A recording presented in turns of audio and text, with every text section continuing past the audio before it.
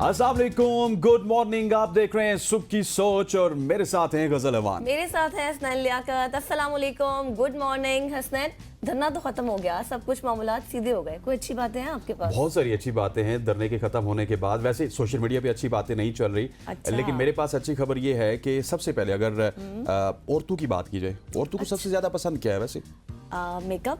Makeup के अलावा भी कुछ पसंद है? बहुत सी चीजें हैं। जेवरात भी पसंद होंगे, सोना भी पसंद ज़ेवरात, होगा, कपड़े, अच्छी ड्रेसिंग, बहुत सी चीजें हैं। गोल्ड औरतों को बहुत ज़्यादा पसंद होता है, उनको चाहिए होता है गोल्ड। स्पेशली शादियों की अगर बात की जाए तो औरतों की शादी मुकम्मल नहीं होती जब तक गोल्ड ना हो। exactly। So, गोल्ड के हवाले से मेरे पास खबर ये है कि गोल्ड की प्राइस में बहुत ही ज़्यादा कमी देखने को मिली है। अगर पर तोला की बात की जाए तो 4100 रुपया पर तोला कम हुआ है और पर तोला की जो प्राइस है अभी गोल्ड की वो 2,74,000। मतलब आप ये कह रहे हैं धरने के बाद अच्छी चीजें अब हमारे सामने आ रही है। बुरी चीज भी आगे बताऊंगा आपको जाके। और 10 ग्राम की जो सोने की कीमत है वो 3515 रुपए कम होके 2,35,168 रुपए हो चुकी है। वैसे ये इतनी सिग्निफिकेंट चेंज नहीं है, लेकिन उसके बावजूद भी 4100 रुपये जब चेंज होता है या 5,000 रुपये चेंज होता है तो वो रेट काफ़ी ज़्यादा गिरता है उसका।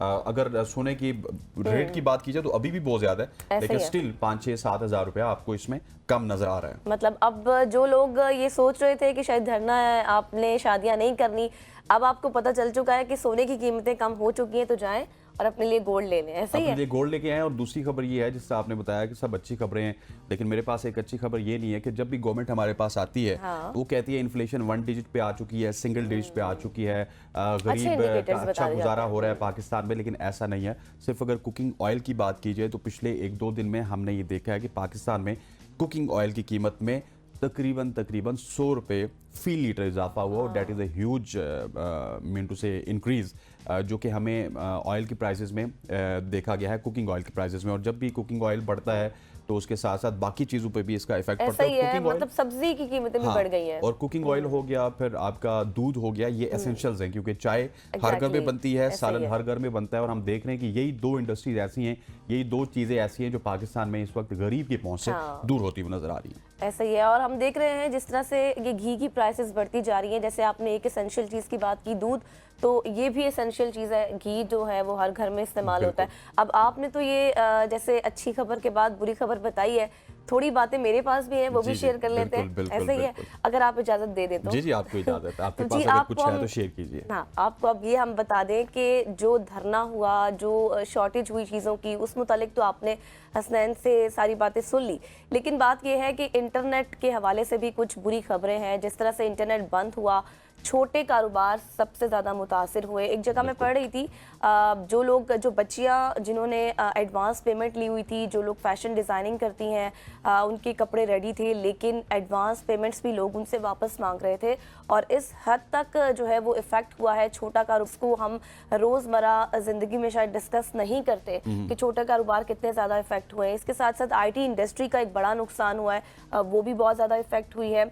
लेकिन अब बात ये सिर्फ यहाँ तक ख़त्म नहीं हुई। बहुत से एक्ट्रेस जो है इसके ऊपर बात कर रहे हैं कि जिस तरह से इंटरनेट की स्पीड कम हो गई है। और मैं एक जगह पढ़ी थी, वो यासिर हुसैन ने यही बात की, तो मुझे भी लगा कि शायद ऐसा ही है कि वही हमारा जो इंटरनेट की जो स्पीड है, वो कह रहे थे मुझे उससे कोई एतराज़ नहीं है, क्योंकि हमारे वो मुल्क की स्पीड के साथ ही चल रहा है। तो मतलब आप देखें कि जिस तरह से हमारा मुल्क चल रहा है, जिस हद तक उसी तरह इंटरनेट की। और आपको पता है कि नबील ज़फ़र, जो कि जिनको बुलबुले से ज़्यादा जो है वो लोग बच्चे भी जानते हैं और सब लोग जानते हैं, उनकी जानिब से भी यही कहा गया कि जब दुल्हन जो है वो लहंगा पहन के जिस तरह चलती है ना, उस तरह हमारा इंटरनेट चल रहा है। तो मतलब आप देखें कि ये इंटरनेशनली भी कितना ज़्यादा इफेक्ट हुआ है। इंटरनेशनली सतह पर भी ये कहा जा रहा है कि पाकिस्तान में आए रोज़ इस तरह के मामलात होते हैं, तो यहाँ पर जो इन्वेस्टमेंट है वो करना जो है उसको रिस्की समझते हैं कि हमें नहीं करनी चाहिए। बिल्कुल ऐसी है, डेट इज़ वेरी अनफॉर्चुनेट। और इंटरनेट की स्पीड तो दूर की बात है, इंटरनेट तो बिल्कुल इस्लामाबाद और रावलपिंडी में था ही नहीं, पूरे मुल्क में डाउन था। अभी भी अगर आप व्हाट्सएप पे किसी को कोई वीडियो भेजते हैं, कोई पिक्चर भेजते हैं, तो उसके लिए आपको VPN का इस्तेमाल करना पड़ता है। और अब दूसरी खबर ये है कि VPN भी उस तरह से काम नहीं कर रहा। VPN के भी अलग मसले मसाइल हैं और उसकी भी रजिस्ट्रेशन के मसले मसाइल हैं। ऐसा ही है जी। अब आपके साथ शेयर करते हैं अपनी स्टोरीज के हवाले से, और बहुत अच्छी स्टोरी है आज मेरे पास जी। सबसे पहली स्टोरी ये है कि कराची के ताजरों का जल्द नई एयरलाइन एयर कराची मुतारिफ कराने का ऐलान कर दिया है। और एयर कराची के नाम से नई एयरलाइन जल्द मुतारिफ जो है वो करवा दी जाएगी। एक बहुत बड़ा इनिशिएटिव है और मारूफ कारोबारी शख्सियत है हनीफ गौहर। उनका ये कहना है कि नई एयरलाइन के नाम जो है वो एयर कराची को security and exchange commission of Pakistan ने रजिस्टर्ड कर लिया है, जबकि एयरलाइन के लाइसेंस के लिए वफाकी हुकूमत को दरख्वास्त भी दे दी गई है। आपको लगता है ये कबूल हो जाएगी, कर देंगे? क्योंकि इससे पहले भी एक चल तो रही है, बहुत सारी एयर सियाल चल रही है, एयर ब्लू चल रही है, सरीन चल रही है। हाँ, एयर सियाल भी अभी एक कामयाबी के साथ जारी है इंटरनेशनली भी। तो जी इमरान को एयर कराची का चीफ ऑपरेटिंग ऑफिसर COO मुकर्रर किया गया है। पहले मरहले में एयरलाइन के लिए 3 तैयारे लीज पर हासिल किए जाएंगे और चेक किया जाएगा। फिर एयर कराची में अकील करीम, ढेडी, आरिफ हबीब और मतलब बहुत से ऐसे लोग हैं जिनकी ये तमाम तर शराकत दारी है और फिर ये मिलकर जो है वो इस चीज़ को स्टार्ट करेंगे। एयर कराची में जो शेयर होल्डर का हिस्सा है वो काफ़ी हद तक है और हम देख रहे हैं, अच्छी बात है, कराची वालों के लिए भी अब एक नई एयरलाइन स्टार्ट कर दी जाएगी। बिल्कुल ऐसी है और कराची वालों के लिए तो अच्छी खबर है, कराची के लिए अच्छी खबर है। कराची के नाम से जिस तरह से मसाइल कराची में है, लेकिन पाकिस्तान इंटरनेशनल एयरलाइन को फिर हम क्यों बेच रहे हैं? अगर एक तरफ से आपकी सरीन ऑपरेट कर रही है, एयर ब्लू ऑपरेट कर रही है, सियाल ऑपरेट कर रही है, फिर एयर कराची ऑपरेट करेगी, तो मतलब कि PIA में भी दमखम मौजूद है। सिर्फ हमारी हुकूमत की नीयत नहीं है उसको चलाने की। अगर नीयत ठीक हो, अपना किबला दुरुस्त कर लें तो PIA आज भी ठीक चल सकती है, क्योंकि PIA के पास जहाज चाहे कम हो, अमला ट्रेन ना हो, कुछ भी है, लेकिन PIA के पास जो रूट्स हैं वो दुनिया की बड़ी बड़ी एयरलाइंस के पास नहीं है। और अनफॉर्चुनेटली हमारी पिछली गवर्नमेंट के एक वजीर की नाअहली की वजह से वो यूरोपियन रूट्स तो हमारे बंद हुए हैं। वो सारा बिजनेस हम कतर को, एमिरेट्स को देते हैं, लेकिन अगर उनके ऊपर वर्क किया जाए इंस्टेड ऑफ दिस कि हम उसको बेच रहे हैं, और वो भी एक हाउसिंग सोसाइटी को जो कि अपने प्लॉट्स एडजस्ट करवा के PIA खरीदना चाहती है। So that is very unfortunate for PIA। लेकिन एयर कराची के लिए मैं समझता हूँ कि हमारी नेक ख्वाहिशात है, जितना ज्यादा कंपेटिटिव मार्केट होगी उतना ही ज्यादा हमारा जो हवाई सफर है वो आसान होगा। अगली खबर, आपने अच्छी खबर बता दी, मैं भी आपको अच्छी खबर बताता हूँ। अब कराची से अच्छी खबरें नहीं आ रही हमारे पास। कराची से आपको लाहौर लिए चलते हैं। लाहौर के हवाले से हमने बहुत बात की, लाहौर में स्मोग है, लाहौर का एयर क्वालिटी इंडेक्स खराब है, लेकिन अब लाहौर के हवाले से अच्छी खबरें आना शुरू हो चुकी हैं। लाहौर में फिजाई आलूदगी में कमी देखी गई है।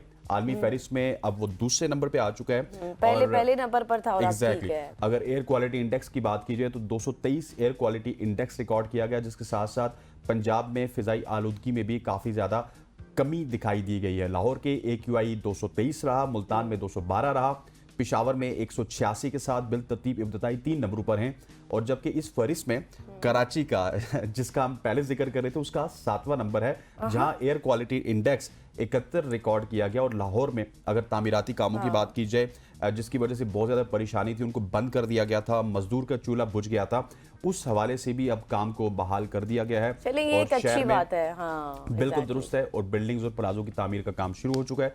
स्मोक की सूरत हाल में बेजी के बाद पंजाब हुकूमत की जानिब से 4 अजला में तामीराती सरगर्मियों पर पाबंदी आयद की गई थी, जो कि हटा दी गई, खत्म कर दी गई है। चले जी, ये बहुत अच्छी बात है। हमने पूरे बाकायदा सेगमेंट्स किए, बहुत से लोगों को लिया, उनसे बातचीत की और बहुत सी ऐसी चीज़ों के बारे में डिस्कशन भी की जिनके ज़रिए जो है वो फ़ज़ाई आलूदगी बढ़ रही थी। फिर उसके बाद हमने देखा कि ग्रीन लॉकडाउन लगा, आमदोरफ्त ख़त्म कर दी गई, ऑफिस में हाजिरी कम कर दी गई, लेकिन उसके बावजूद अब किसी हद तक हम ये कह सकते हैं कि इन तमाम तर चीज़ों ने मिलकर कुछ ना कुछ काम कर दिया है ना। जी, आगे बढ़ते हैं। अच्छा, अभी जो स्टोरी मैं आपके साथ शेयर करूंगी ना हसनैन, जब मैंने ये स्टोरी देखी तो मुझे ऐसे लगा कि अब हम पर भी टैक्स लग जाएगा और हमें भी अपने आप के लिए तो लगेगा। हो जाओ तैयार। अब हमें भी जो है वो पैसे वगैरह देने होंगे, मतलब एक इंसान होने के नाते। लेकिन जब मैंने इस स्टोरी को पूरा पढ़ा तो फिर मुझे समझ आया कि नहीं, किसी हद तक ठीक है। स्टोरी आपके साथ शेयर करते हैं। फर्श या गाड़ी धोने पर भी अब हज़ारों रुपए का जुर्माना होगा। फर्श या गाड़ी धोने के लिए पानी का ज़िया पर 20,000 रुपये जुर्माना होगा और पहली दफ़ा घरेलू कनेक्शन पर 10,000 और कमर्शियल कनेक्शन पर 20,000 रुपये जुर्माना होगा। लेकिन अब बात यहाँ पर ख़त्म नहीं हुई। आगे आपको ये भी बताएं कि दूसरी खिलाफ वर्जी पर पानी का कनेक्शन ही मुनक़ता कर दिया जाएगा, यानी कि वो काट दिया जाएगा, पानी आपको अवेलेबल नहीं होगा। लेकिन मसला ये है कि अदालती हुक्म पर वासा रावलपिंडी के डिप्टी जो मैनेजिंग डायरेक्टर हैं, इंजीनियरिंग ने ऑर्डर जारी किया है।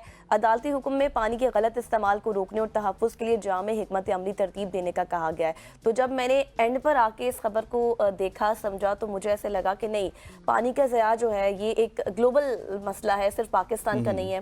पानी का ज़िया नहीं होना चाहिए क्योंकि आने वाले कुछ अरसे में जो है हम बहुत ज़्यादा इस चीज़ से इफेक्ट हो सकते हैं अगर पानी की कमी हो गई तो। बिल्कुल ऐसी है। अब मेरा ख्याल है रावलपिंडी वालों को भी इसका एहसास होना चाहिए। रावलपिंडी वालों के लिए अब सख्तियां स्टार्ट होना शुरू हो चुकी हैं। हमने देखा है कि घर के बाहर गाड़ियां धोई जा रही हैं, फर्श धोए जा रहे हैं। लेकिन ये मेरा ख्याल है कि अदालत को भी प्रिसाइज होना पड़ेगा, वासा को भी प्रिसाइज होना पड़ेगा कि फर्श धोना भी सफाई में शामिल है। तो फर्श तो कभी कभार आप धो सकते हैं, लेकिन कम से कम गाड़ियां आप वहां पे नहीं धो सकते। एक तो पानी का ज़िया है, ऊपर से गंदगी वहां पे फैल जाती है। उसके लिए सर्विस स्टेशन बने हुए, आप वहां पे जाइए, वहां पे जाके गाड़ियां धोइए।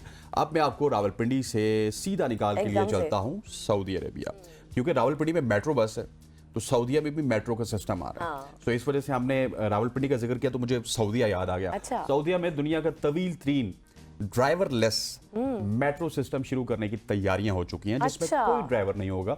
और ये सऊदी अरब रियाज मेट्रो सिस्टम का ये एक मंसूबा है जो कि 22.5 अरब अमेरिकी डॉलर से शुरू करने की तैयारी कर रहा है। जिसे दुनिया का सबसे तवील और ड्राइवरलेस मेट्रो सिस्टम बनाने के लिए डिजाइन किया गया है। पहले मरहले में 3 लाइनों का ऑपरेशन देखा जाएगा और बाकी लाइनों पर दिसंबर के वस्त तक काम शुरू किया जाएगा। इस मेट्रो सर्विस का मकसद सड़कों से ट्रैफिक को कम करना है और साथ ही तेज और आरामदेह सफर मुहैया करना है। इसके अलावा अगर इस मंसूबे को शमसी तवानाई के साथ जोड़ा जाए तो शमसी तवानाई के हवाले से भी इसमें काफ़ी ज़्यादा सोलर पैनल लगाए जाएंगे, जो इसके अड्डे होंगे, जहाँ पे स्टेशंस होंगे वहाँ पे लगाए जाएंगे, ताकि जो 20% बिजली है उसको बचाया जा सके। अच्छा, ये एक अच्छी इनिशिएटिव है। मतलब देखें, आपके दुनिया अब जो है टर्न कर रही है टुवर्ड्स सोलर पैनल, और सोलर पैनल के ज़रिए जो है इसकी बहुत सी वजूहात भी है। इसमें यह है कि कॉस्ट इफेक्टिव भी है, टेक्नोलॉजी की जो है एडवांसमेंट भी है, तो लोग वहाँ पर अब जा रहे हैं। सिर्फ पाकिस्तान में नहीं, पाकिस्तान में भी एक हद है जहाँ पर सोलर पैनल्स अब इस्तेमाल घरों में किए जा रहे हैं, लेकिन अब इसको ग्लोबली भी हम देख रहे हैं कि दुनिया भी इसको यूज़ करी है। और सऊदी अरब ने जो ये इनिशिएटिव लिया है ये आई थिंक बहुत बेस्ट है। इससे ये है कि दूसरे ममालिक को भी जो है वो इससे सबक हासिल करना चाहिए। ठीक है जी, अब मैं आपको सैर कराती हूँ जी चांद की। चांद के हवाले से बहुत पिक्चर्स हैं हमारे सामने। से डायरेक्ट चांद पे ले गई। चांद मतलब आगे आगे जाने की सोचनी चाहिए ना, आगे आगे बढ़ना चाहिए। तो जी चांद वैसे के भी वहाँ पे जाते हैं, बंदा अल्लाह के करीब हो जाता है, मक्का मुकर्रमा में, मदीना में। आपने जल्दी जाना है शायद। अच्छा जी, आपको बताएं कि जी आप स्क्रीन पर इस वक्त देख रहे होंगे मुख्तलिफ डिफरेंट पिक्चर्स आपको नजर आ रही होंगी। ये पिक्चर्स हैं जी चांद की। चांद के तमाम रंगों की दस्तावेजात को जमा करने में 10 साल लगाने वाला फोटोग्राफर जो है वो मिला है, और फोटोग्राफर ने चांद के 48 रंगों को कैप्चर करने में 10 साल गुजारे हैं। मतलब कि चांद की जो जैसे जैसे वो अपना कलर चेंज करता था, और वो जो फोटोग्राफर था वो बैठकर बस देखता रहता था। वो हबीब जालिब का शेर था, फिर वो चांद यहाँ पे वैसे ही निकलता रहा। उन्होंने कहा था चांद यहाँ ना निकला कर, ये देश से अंधे लोगों का, हमें तो एक ही रंग पता है चांद का। हमें तो एक ही पता है, लेकिन अब जो है ये 48 पिक्चर्स हैं जिसमें देखा जा सकता है कि किस तरह डिफरेंट ये पिक्चर्स हैं। रेड भी है, पर्पल है, येलो है, और बहुत से लाइट कलर्स भी आप देख सकते हैं इस वक्त स्क्रीन पर। और अपनी 48 जो ये तस्वीरें फोटोग्राफर ने ली हैं, बहुत ही मेहनत के साथ ली हैं, बहुत से इक्विपमेंट्स को उन्होंने इस्तेमाल किया, और बहुत से आलात को इस्तेमाल करने के बाद ये दिलकश पिक्चर आप इस वक्त देख सकते हैं। जैसे हसनैन ने भी कहा कि हमें तो सिर्फ एक ही पिक्चर का पता है और हमने हमेशा से एक ही देखी है, लेकिन आप इस चीज़ से अंदाज़ा लगाएं कि 48 पिक्चर्स लेने में उसको 10 साल लगे हैं। मतलब एक लंबा लॉन्ग पीरियड है। कमिटमेंट को भी दाद देनी चाहिए। ये हमने देखा है कि जो भी वेस्टर्न चाहे साइंटिस्ट हो, फोटोग्राफर हो, एथलीट हो, उनकी कमिटमेंट को आपको दाद देनी पड़ती है कि वो पूरी कमिटमेंट के साथ काम करते हैं। 10 साल उसने इंतजार किया, और 10 साल वो चांद के निकलने का इंतजार करता था, पिक्चर लेता था। हो सकता है कि उससे 10 साल में कई हजार कई लाख पिक्चर्स लिए, और उसके बाद जाके उसको पता चला हो कि दैट्स इनफ, अब ये चांद के 48 कलर्स हैं वो मेरे पास पूरे हो चुके हैं। बड़ा खूबसूरत मोन्टाज इसने बनाया, इसको सोशल मीडिया पे शेयर किया, और that is very much amazing, extremely brilliant यार, बहुत अच्छा, बहुत जबरदस्त। मतलब इस चीज को मुझे देखकर मैं खुद बहुत ज्यादा अट्रैक्ट हो रही थी इस पिक्चर को देखकर कि यानी इतने ज्यादा कलर्स भी होते हैं। बिल्कुल ऐसे ही। अब आगे बढ़ते हैं, चांद से आपको लिए चलते हैं बरतानिया में, क्योंकि बरतानिया में एक बड़ा ही अच्छा काम हो रहा है। हमने देखा है कि जब से फ़लस्तीन का मसला चला है तो पाकिस्तान समेत बहुत से मुस्लिम ममालिक में फ़लस्तीनी इजरायली जो मसनूआत हैं उनका बाइकआउट किया गया, जिसमें मेरे ख्याल कोको कोला है, पेप्सी है, इस तरह की बहुत सारी चीज़ें हैं। और इसी असना में पाकिस्तान में हमने देखा बहुत सारे मशरूबात मशहूर हुए, लेकिन बरतानिया में एक मशरूब है जो सबसे ज़्यादा मशहूर हुआ, वो है गज़ा कोला, जो कि नवंबर 2023 में बरतानिया से ताल्लुक़ रखने वाले उसामा कुशू ने मुतारिफ करवाया था। और इसकी जो मशहूरी है, इसकी वजह क्या है? ये तो एक कोल्ड ड्रिंक है जो रवायती अज़ा से तैयार की जाती है और इसका जायका भी कोको कोला से मिलता जुलता है। उन्होंने इस तरह के इंग्रेडिएंट्स रखे हैं कि आपको कोको कोला ही लगेगा कि आप पी रहे, लेकिन ये रवायती अज़ा हैं और ऐसी अज़ा हैं जिनका कोको कोला में तो बहुत ज़्यादा मिथ्स भी हैं कि क्या कुछ यूज़ होता है, उस तरह की चीज़ों से ये बनाया गया। So it's very good. अच्छा, इसकी मशहूरी की वजह ये हुई कि ये जितना भी मुनाफा कमाते हैं ये गज़ा के लिए वो वक्फ़ करते हैं, वहाँ के हॉस्पिटल के लिए वक्फ़ करते हैं, और इससे हासिल होने वाला जितना भी मुनाफा है वो गज़ा के अलकरमा हॉस्पिटल के ज़चगी वार्ड की बहाली के लिए वक्फ़ किया जाता है। और इसके अलावा भी जब ये बहाल हो जाएगा तो इसके बाद मुख्तलिफ चीज़ों के लिए भी इनकी चीज़ें वक्फ़ होती है। अगर इब्तदाई तौर पर बात की जाए तो हिबा एक्सप्रेस या फिर मुकामी फ़लस्तीनी रेस्टोरेंट में ये दस्तयाब था, लेकिन अब ये मकबूलियत हासिल कर चुका है और अगस्त 2024 से अब तक 5 लाख से ज्यादा कैन फरोख्त हो चुके हैं। गज़ा कोला ना सिर्फ वक्त में ज्यादा बिल्कुल ऐसी है, बिल्कुल ऐसी है। गज़ा कोला ना सिर्फ एक मुतबादिल फराम करता है बल्कि खित्ते में तामीर नो के लिए भी मामलत करता है। आप सबको, आपकी मेहनत को, आपकी इस सोच को सलाम। एग्जैक्टली, सलाम। और बहुत अच्छा इनिशिएटिव है, मतलब आपसे जिस हद तक जो कुछ हो सकता है आपने वो किया। ये नहीं कह सकते कि थोड़ा किया है, कम किया है, लेकिन आपने उनके हक में जिस हद तक किया वो बहुत अच्छा किया। आगे आपको लिए चलते हैं जी, अब इंडिया। और जब इंडिया का नाम आता है तो हमें वैसे ही जो है वो थोड़ी सी हंसी भी आ रही होती है, और क्योंकि वहाँ पर होते ही कुछ इस तरह के जो है हमेशा से बातें हैं। तो हम शेयर करते हैं स्टोरी असल में है क्या। भारतीय रियासत उत्तर प्रदेश के शहर संभल में मुगलिया दौर में तामीर की गई शाही जामे मस्जिद के सर्वे के दौरान पुरतशद्दुद मुजाहरों के नतीजे में जाँ बहक अफराद की तादाद 6 हो गई है। भाई ये सूरत हाल है वहाँ पर। इतवार को होने वाले तसादुम के दौरान तकरीबन 20 पुलिस एहलकार भी जख्मी हुए हैं। और तसादुम हुकूमती सर्वे टीम के शाही जामे मस्जिद में दाखिले के दौरान पेश आया। 6 मुसलमान अपने साथी मुजाहिरीन की तरफ से की गई फायरिंग के नतीजे में हलाक हुए, जबकि पुलिस ने सिर्फ उन पर आंसू गैस और रबड़ की गोलियां इस्तेमाल की। इब्तदाई तौर पर 2 हलाकतें रिपोर्ट हो चुकी हैं, जबकि दीगर अफराद बाद में जख्मों की ताब ना लाते हुए भी दम तोड़ गए हैं। तो ये तसादुम का सिलसिला सिर्फ पाकिस्तान में नहीं है बल्कि भारत में भी जारी है। रबड़ की गोलियां और आंसू गैस शेलिंग जिस तरह से हो रही है, और तसादुम के बाद मतलब इस सारी नारकी के बाद जो है हम देख रहे हैं कि जिस तरह से जाने जा रही हैं, स्क्रीन्स पर देखा जा सकता है जैसे कि आग लगी हुई है और सड़कों पर ये तसादुम और इंतशार की कैफियत है। बिल्कुल ऐसी है। 25 अफराद को इसमें हिरासत में लिया गया और मुद्दा ये था कि बेसिकली हिंदू जो इंतहा पसंद हैं वो अपनी इंतहा पसंदी से नहीं जा रहे। उन्होंने जितनी भी मस्जिदें हैं जो कि मुगलिया दौर में बनाई गई थी, उन मस्जिदों के हवाले से ये गढ़ना स्टार्ट कर दिया है कि ये मस्जिदें उस जगह पे बनी है जहाँ पे पहले मंदिर थे, और इस वजह से इन तमाम तर मस्जिदों को गिराया जाए और वहाँ पे मंदिर बनाया जाए। और उत्तर प्रदेश में भी इसी तरह का वाकया हमें नजर आया। और ये फायरिंग जितनी भी हुई, ये मुसलमान, जिस तरह की इंडियन मीडिया बता रहा है कि ये दूसरी अपोजिशन से हुई, लेकिन डेफिनेटली वहाँ पे भी फायरिंग दूसरी तरफ से भी हुई होगी। कोई वैसे पागल नहीं है कि हुकूमती कोई सर्वे टीम आए तो उसके ऊपर फायर खोल दिए जाए, लेकिन that is very unfortunate. Hindustan में इस तरह के वाकयात हम देखते हैं, लेकिन दूसरी तरफ हो रहा है, इससे पहले भी कई बार ऐसे हुआ है। एग्जैक्टली, लेकिन जो फाशिस्ट दौर था ना, वो हम सोचते थे कि शायद स्पेन में, जर्मनी में, इटली में वो ख़त्म हो चुका है, लेकिन जब से मोदी 2014 से गालिबन अभी तक भरा जमा है, तो इंडिया भी एक फाशिस्ट दौर के अंदर चल रहा है। फसाइयत वहाँ पे आम है, और एक ही उनका नज़रिया है कि किस तरह से वो सिखों को, मुसलमानों को, और जो हिंदू मज़हब पे बिलीव नहीं करते उनको कुछ नहीं। मुसलमानों से तो बहुत हद तक नफरत करते हैं, और हर छोटी छोटी बात पर। अभी हम बहुत से मसाइल हैं जिनको अगर हम डिस्कस करने बैठे हैं तो शायद हमारा पूरा प्रोग्राम बिल्कुल ऐसे है। गजल यहाँ पर शॉर्ट स्टोरीज खत्म होता है, ख़वातीनो ज़ात वक्त हुआ जाता है। एक शॉर्ट सी कमर्शियल ब्रेक का ब्रेक लेते हैं, वापस आते हैं। स्टे विद अस।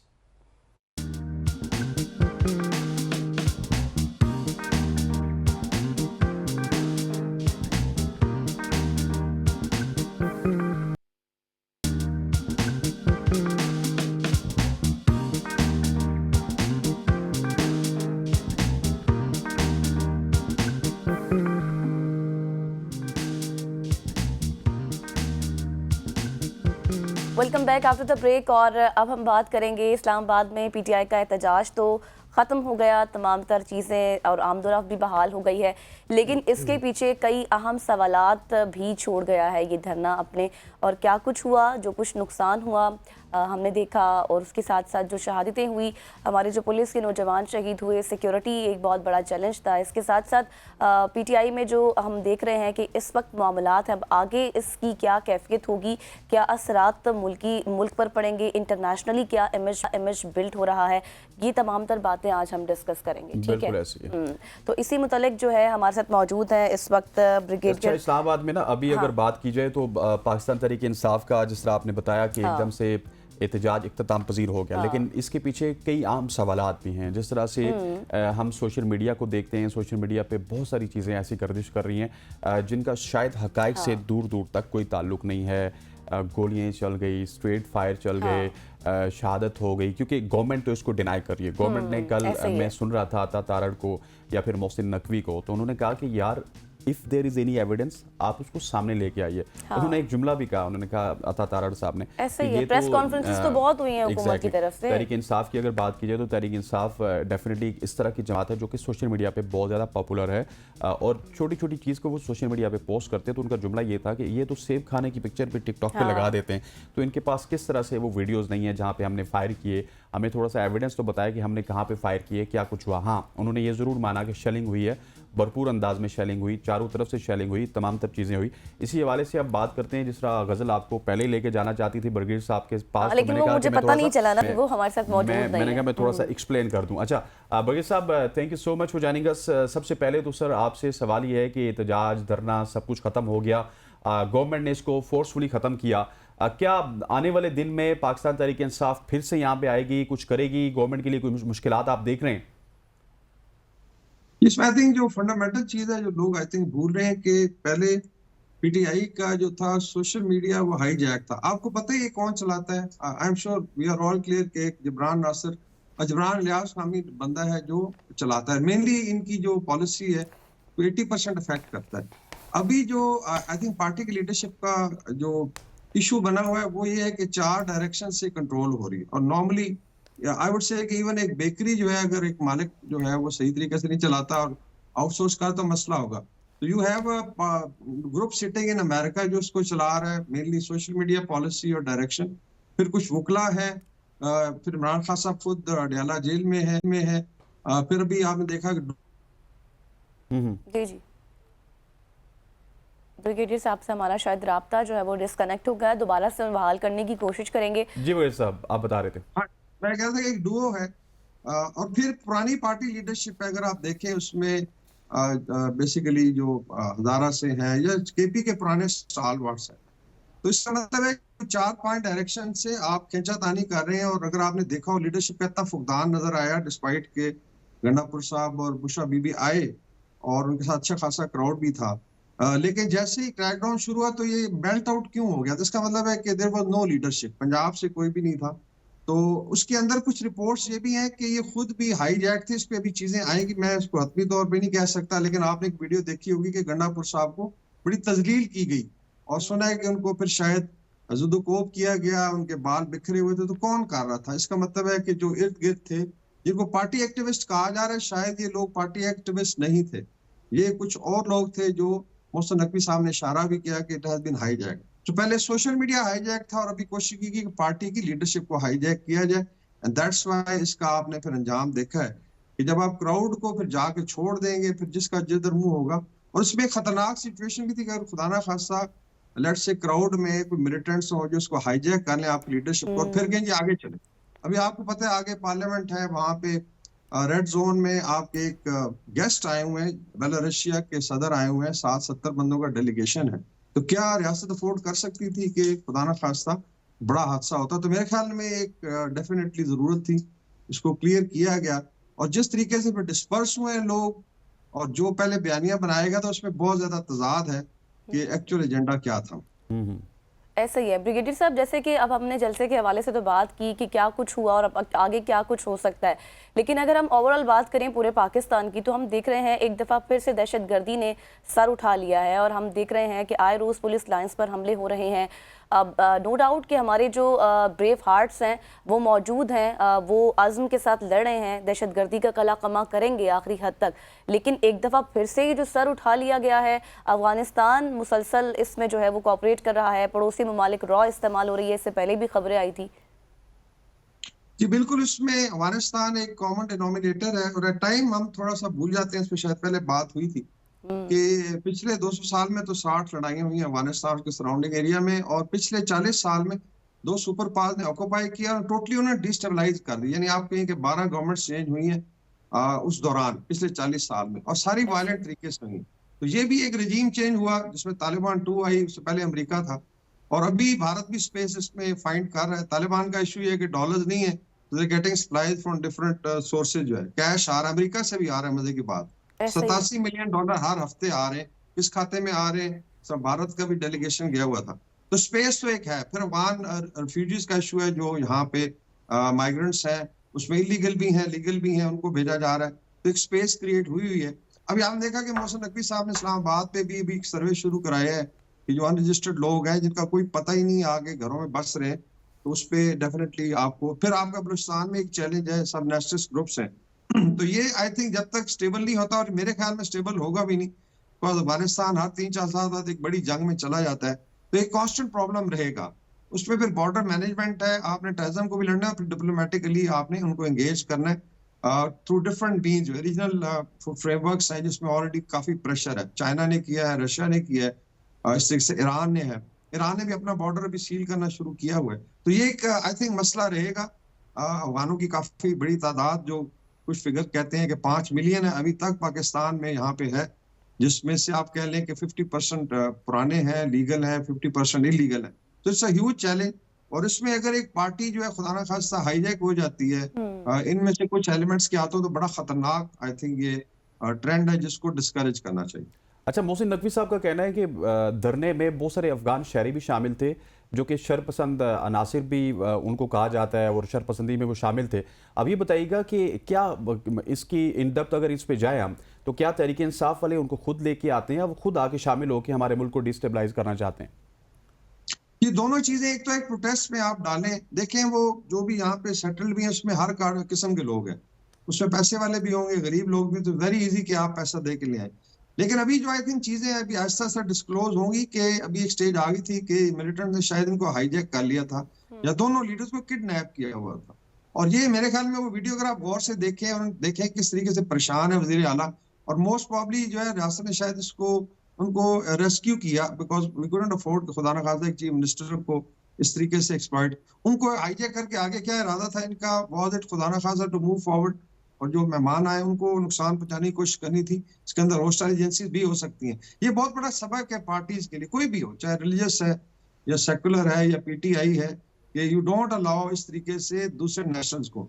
जब आपकी पार्टी का सोशल मीडिया ही हाईजैक, इमेजिन कि अमेरिका से एक शख्स चला रहा है and everybody agrees whatever he is saying, मतलब 90% तो सोशल मीडिया जिब्रान लियाज चलाता है, फिर उसके आपने देखा है रेजोनेट करता है कि कोई सिस्टम है, कोई लंदन में बैठा हुआ है, कोई अच्छे खासे पढ़े लिखे लोग भी हैं। तो आई थिंक ये खतरनाक ट्रेंड है। अपना खुद कंट्रोल करें, अपने लोगों के साथ रहें और सियासी तौर पे आगे मूव करें। ये जो है आउटसोर्सिंग जो बड़ी खतरनाक है। अच्छा ब्रिगेडियर साहब, अब इस सारी सूरत हाल में आप सोशल मीडिया का किरदार किस हद तक समझते हैं? जी, इसमें देखिए पोस्ट ट्रुथ का दौर है, हम लोग भी सफर कर रहे हैं, आप भी। इसमें आप देखिए डेली नैरेटिव चेंज होता है, एक वीडियो के ऊपर पूरा बयानिया बनाया जाता है, तो उसमें डेफिनेटली जो रियासत कंट्रोल करना चाहती है, लेकिन अवाम की आई थिंक अवेयरनेस बड़ी जरूरी है। हर जो चीज सामने आए उस पर यकीन ना करें। भी मैंने देखा फलस्तीन की काफी सारी वीडियो लगाई गई, खुदा ना खास्ता कि लाशें बिछ गई और एम्बुलेंसेज हैं और वो जा रही हैं, और बाद में कोई शर्मिंदगी भी नहीं होती, बिकॉज दे कम्युनिकेट। अभी एक मैसेज है, अगर कुछ उनका करता धरता ट्वीट करते हैं और लाखों लोग उसको देख लेते हैं, उसके बाद बड़ा मुश्किल है कि आप बयानिए को चेंज करें। तो आई थिंक उसके अंदर मैयज की जरूरत है, मीडिया का किरदार है कि डेफिनेटली कुछ कोशिश करें, पढ़े लिखे लोग यार ऑथेंटिसिटी चेक कर लें। तो social media can be very dangerous, ये हमने देखा है भारत में भी। एक रियासत में 2 कम्युनिटीज लड़ रही है, जंग हो रही है, और सिर्फ सोशल मीडिया की वजह से। ठीक हो गया बर्गर साहब, thank you so much for joining us. बर्गर वकार साहब हमारे साथ मौजूद थे, जो कि कल के धरने के हवाले जो अफगान इन्वॉल्वमेंट थी उसके हवाले से गुफ्तगू कर रहे थे। और डेट इज़ वेरी इंपॉर्टेंट कि क्या अफगानी खुद आए, उनको बुलाया गया, तहरीक इंसाफ के साथ वो कोलैबोरेट कर रहे थे या व्हाट्सएवर, क्या उनके मकासद से, ये बहुत सारे सवालात हैं। अगर ऐसा नहीं था तो फिर गवर्नमेंट को गवर्नमेंट पे सवाल उठता है, वो क्यों बार बार पाकिस्तान तहरीक इंसाफ के जलसों में इस तरह की बातें करते हैं कि अफगान शहरी थे, अफगान शहरी आए, उन्होंने आके इस तरह की बातें की। मतलब कि इसके ऊपर सीरियसली तहकीकात होनी चाहिए और जिसके ऊपर भी इल्ज़ाम लगता है मेरे ख्याल है उसके ऊपर कार्रवाई भी होनी चाहिए। बदल यहाँ पर वक्त हुआ चाहता है एक, हाँ जी, छोटी सी ब्रेक का। Will be right back soon.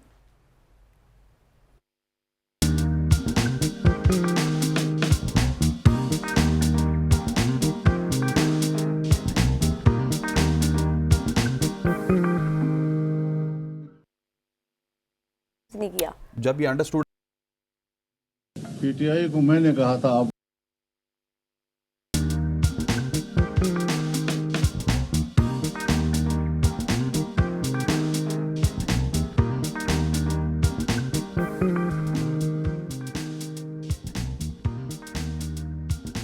Welcome back to show. मुल्की सियासत की बात की जाए तो जो कि इस वक्त धरने के इर्द गिर्द, एहतजाज के इर्द गिर्द घूम रही है और बहुत सारे सवालात वो खड़े कर रही है। एक तरफ से गवर्नमेंट के ऊपर सवालात खड़े होते हैं, दूसरी तरफ से पाकिस्तान तहरीक इंसाफ के ऊपर सवालात खड़े होते हैं कि ठीक है कारकुन शहीद हुए या कारकुनों को जख्मी किया गया, व्हाट्सएवर जो भी किया गया, क़यादत कहाँ पे थी, सलमान साहब कहाँ पे थे, क्या नाम है उनका, सलमान अकरम राजा साहब, उसके बाद बैरिस्टर गौहर कहाँ पे थे, शोएब शाहीन साहब कहाँ पे थे, फवाद चौधरी साहब, फैसल चौधरी साहब, व्हाट्सएवर ये कहाँ पे थे। हर दफा अली अमीन गंडापुर साहब लीड करते हैं, वो आते हैं, उसके बाद चले जाते हैं। इस दफा बुशरा बीबी थी, बड़ी फर्म थी कि यहाँ पे आएंगे जाना ही जाना है, रीच। और उसके बाद एक और बड़ा इंटरेस्टिंग है कि बैरिस्टर सैफ साहब का जो बयान आया कि खान साहब तो राजी थे संगजानी के लिए, लेकिन बुशरा बीबी के इसरार के ऊपर हम 26 नंबर बिना रुके, संगजानी बिना रुके और इस्लामाबाद पहुंचाए। सो बहुत सारी चीजें ऐसी हैं जो कि इस वक्त पाकिस्तान तहरीक इंसाफ में चल रही हैं और ऊपर से गवर्नमेंट है जो कि एंजॉय कर रही है तमाम ऐसा ही है। लेकिन हुकूमत और